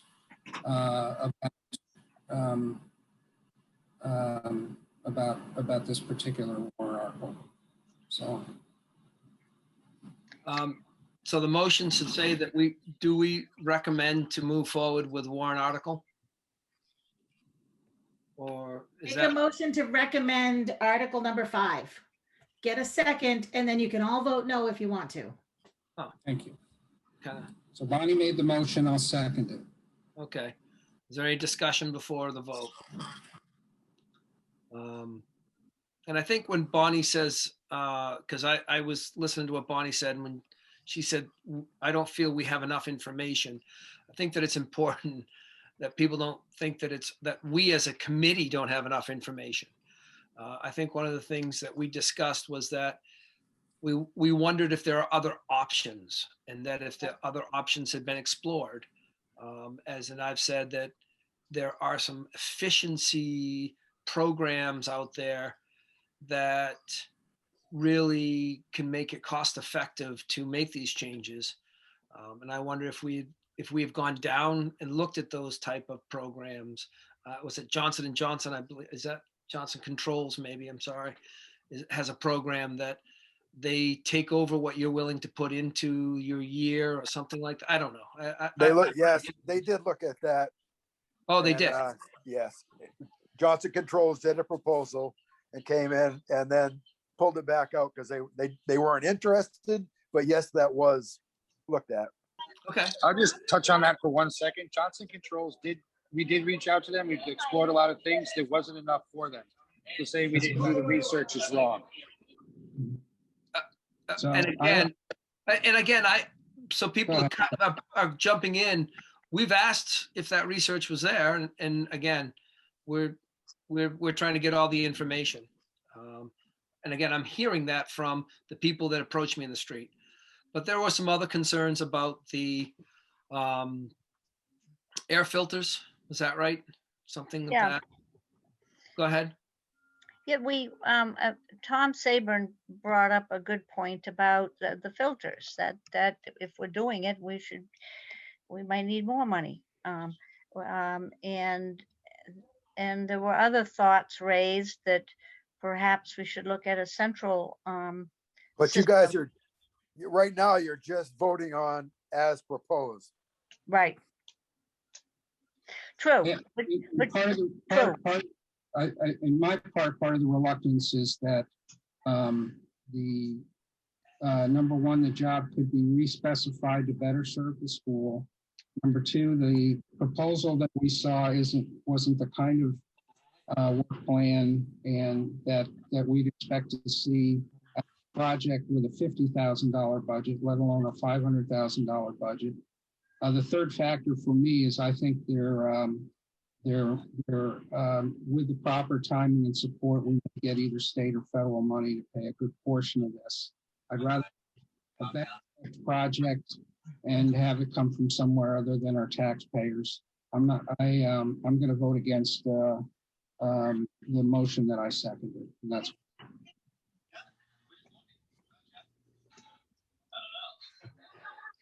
Me too. Okay, so are we at the vote point? All those, excuse me, all those, yes, I don't know how to vote on this one, yes or no, or what do I say? As in, do we recommend or not recommend? You can say all those in favor of the motion to approve this warrant article, and people will either approve the warrant article or vote against it. Okay, all those in favor of approving the warrant article? No. Bonnie, all those opposed? Yeah. Yes. That was everybody. Yes. That's everybody. Thank you. All right, what was the next warrant article? You have it right there? The Teachers Collective Bargaining Agreement, Article 8.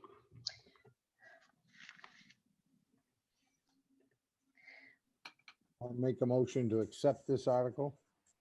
I'll second. Okay. Discussion. All those willing to accept, recommend the article? Aye. Aye. Aye. Aye. Aye. Okay, it's 5-0. All right. All the input on that, public. Next. The roof. The roof, the next one? Yeah, Debbie's nodding yes. Yes, you're nodding, yeah. Yeah. All right. Again, I make a recommendation to accept. I'll second that. Okay. Is there any discussion?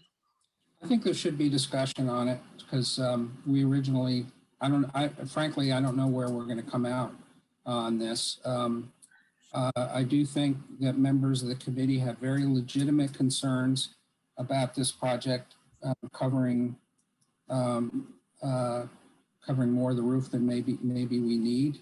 I found the evidence to the budget committee very compelling that there may be some significant savings that could be generated, and from sources that I trust and I believe.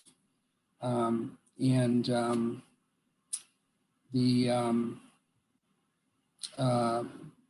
I also, think this is a project that has been largely spec'd out for a long period of time.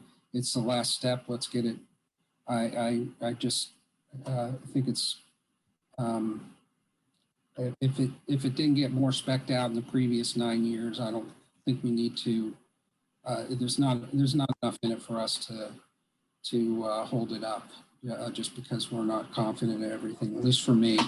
So I'm going to vote in favor of that warrant article. My understanding, Deb, that if the bid comes in lower, the rest of the money goes back to the taxpayers. I think the problem was a discrepancy in the square feet, but I think we've solved that with Mr. Hood explaining himself.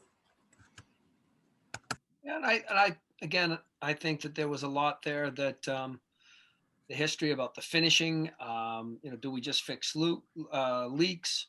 There was again, we get a lot of information, a lot more information. Yeah. I think the way that it's done, I mean, I'll leave that alone. Okay. Not the way that it's being done. It doesn't sound right. I'm trying to be nice. Different. Well, there was a lot of thought that maybe it could just be patched, maybe. Is there a motion on the floor to accept or deny this so we can move on? Yep. So, we can go to voting. I'll make a motion to accept it. Oh, we already did. I'm sorry. Yep, we already had it. It was a quick discussion. All those who are want to accept warrant article. Aye. Aye. I also. 5-0. 5-0. Good. What's next? The next article, okay, so as we explained at the last hearing, the next article, what we're trying to do is we have a special education trust fund, and we want to move that money into a capital reserve fund. The difference being in the same, when you have a trust fund, it requires a public hearing. It was recommended that we move it into a capital reserve fund so we don't have to have that public hearing, because the special ed money is. Did you need a budget committee recommendation on that? We do, just because there is money and just because of the mechanics of it. So we wanted to just move it from the trust fund into the capital reserve for the same purpose, for special education. And it lapses into surplus, and then we move it into the new account. Is that stated that way for special, right? The Yes, capital special education capital reserve fund. Okay, Yep. as long as I'm all in favor. You of have that. to have a specific purpose. Right. Good. That's fine. Yeah. Aye. Make a motion to accept it. Yeah, I second that motion. All those in favor of accepting the article? Aye. Aye. Aye. Good. What was the next one, Deb? I'm sorry. I keep calling on you, but. The next appropriation article, you have articles 13, 14, 15, 16. The next 5 are your trust fund articles. Yep. I think we have to go through each one individually. Yep. Yeah. So what's your first one? So your facilities trust fund up to $60,000 or 60% or up to $60,000 from unassigned fund balance. So if we have money left over at the end of the year, you would use that.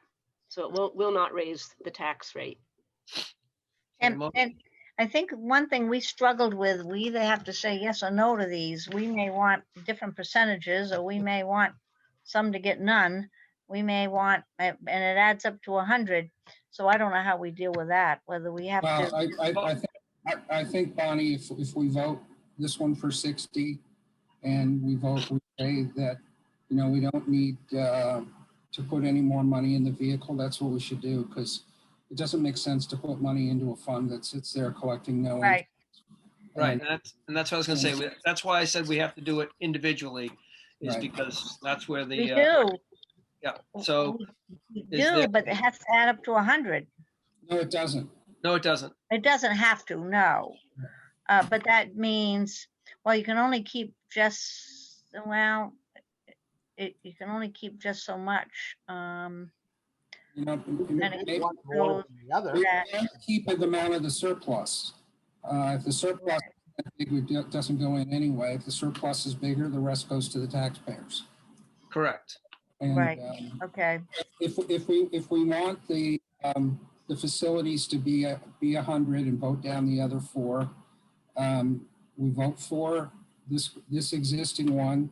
And maybe Jay or somebody on the board, we can jointly speak to at the open meeting that we'd like to amend this first warrant article to increase it from 60 to 100, and we can go forward with that. And Right. You know, I think if we speak for it, it'll probably pass. So although I don't know how we're doing that meeting yet. So, but yeah. I do think these trust funds are different. They have different needs, and Right. And that we don't have to vote the same way on all 5 of them. Right, so that's why I was saying we should do it individually. So is there a, I'll make a motion, I guess, to accept warrant articles, this 11, 13, Deb? 13, Facilities Trust Fund. Facilities Trust Fund. To accept the Facilities Trust Fund. Is there a second? I'll second it. Okay, put it to vote. All those in favor of accepting the Facilities Trust Fund? Aye. Aye. Aye. That's everybody, is it, Jerry? Mike, I'm not sure I heard you, but I think I said aye. Yeah, Mike was there. Yeah, okay, good. Thank you. thank you. So that's 100%. Deb, what is the next one? Next one is up to $10,000 in the school vehicle expendable trust fund Okay, staying with the procedure. from the unassigned fund balance. So the procedure, I guess, is to put forward a motion to vote for it, and then we decide yes or no. Correct. So I'll put forward the motion to approve the 10,000 for the vehicle, even though I'm going to vote no. I'll second that. All those in favor? No. All those opposed? You can wait for me, Bonnie. No, all those opposed? Aye or no? Aye. Aye. Yeah. The next one. Next Deb. one is the school equipment expendable trust fund, $10,000. School equipment. Okay. Someone want to put forth a motion? I'll put forth a motion to accept the warrant articles. That's 13? 15. 15. Darn, I can't keep up with you. And is there a second? No second? I'll second it. Okay. How much is in that one now? That one, My paper here. that one currently, I have $24,078. So it might be a little bit behind. The expenditures this year were $4,296, which was spent on fitness equipment. Yeah, it's closer to 20,000 now because we did have one other expenditure since that report was printed. Okay. And I know the fitness equipment, you know, got under some people's skin because it was something that was specifically removed from a past budget. And while nobody feels there was anything done that's outside of process or anything like that, it just had a feeling of a little bit of using this fund to go around the wishes of the budget committee and the voters because these processes to take them, it does require notification and all that. But I'll just mention that's that's one thing that was discussed. Not anything I was privy to or aware of. And that, so back to you, Tucker. Sorry. Yep, I was just, because all those to recommend warrant article. All those opposed? Aye. Not recommend, I should say, sorry. Aye, we'll go with that one. Okay. Next, Deb.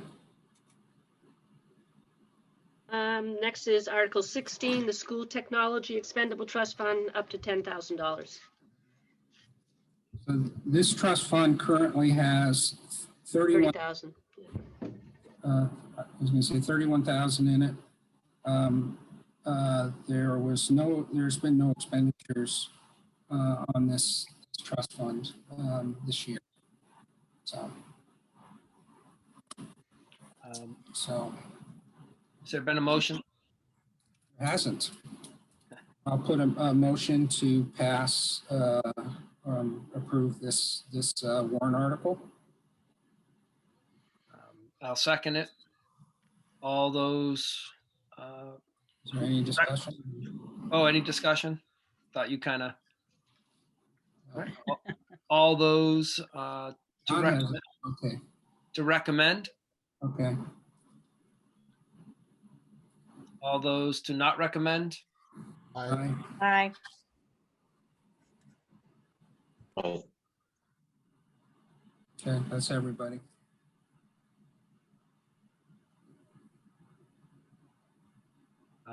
Last article. Yeah, the last one is up to $10,000 in the Special Education Capital Reserve Fund. Okay, that's on top of this fund. Well, the other one was just transferring the money that's already in the right. fund. Yeah, I'm just just making sure. Yep. So this fund has $183,000 into it. It's one we think. Well, anyway, I'll just state that we've had no expenditures from this fund this year. So the warrant articles for adding 10,000 to that. Is it? I'll make a motion to recommend. Is there a second? I'll second it. Is there any discussion? It's obviously a very, very important fund for us. Let's hope we never need it.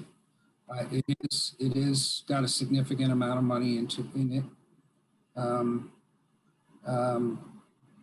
But I'm okay putting another 10,000 into it. I plan to support this particular article.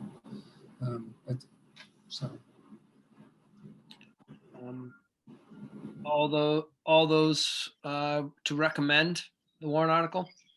Aye. Aye. All those opposed. Aye. I'm not sure if it's enough. Okay. That can be very expensive.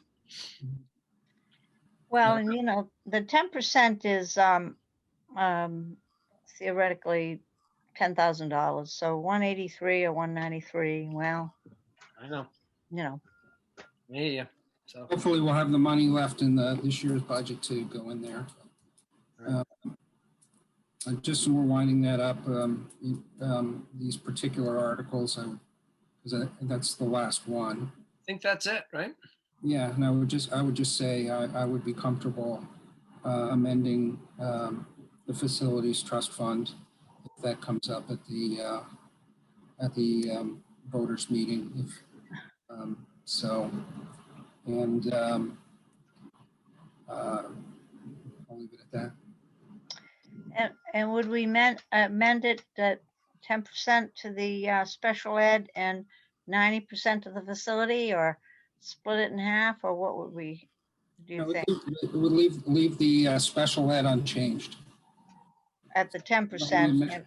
At 10,000, yeah, 10,000. 10,000, and put the facilities could potentially be 90,000. Right. Okay, is there anything else that we need to bring before the committee? So we've done our warrant articles. We've done all the, we've approved or set a budget that we want to propose as a warrant article. Thanks, guys. I know it was a lot of work. I know it was taking a lot of hits, I guess we could say. Again, interesting procedure. And I don't think we have anything else. So I think we can, unless there's anything else to be brought before us, I think we can make a motion to adjourn. Let the next committee go to town. All right. I guess I'll make a motion to adjourn the budget committee. Okay, I'll second. All right. All those in favor of adjourning? Aye. Aye. All right. Thank you, guys. Good night. Hey, guys, thank you. Thank you, Budget for Committee. what you do, man. Thank you. I know how much work goes into it and all the thought that goes into it. So thank you. And I mean that. Yep. Appreciate it, Joe. Thanks, Joe. A lot of time. All right, guys. Thanks, guys. Good night. Thank you.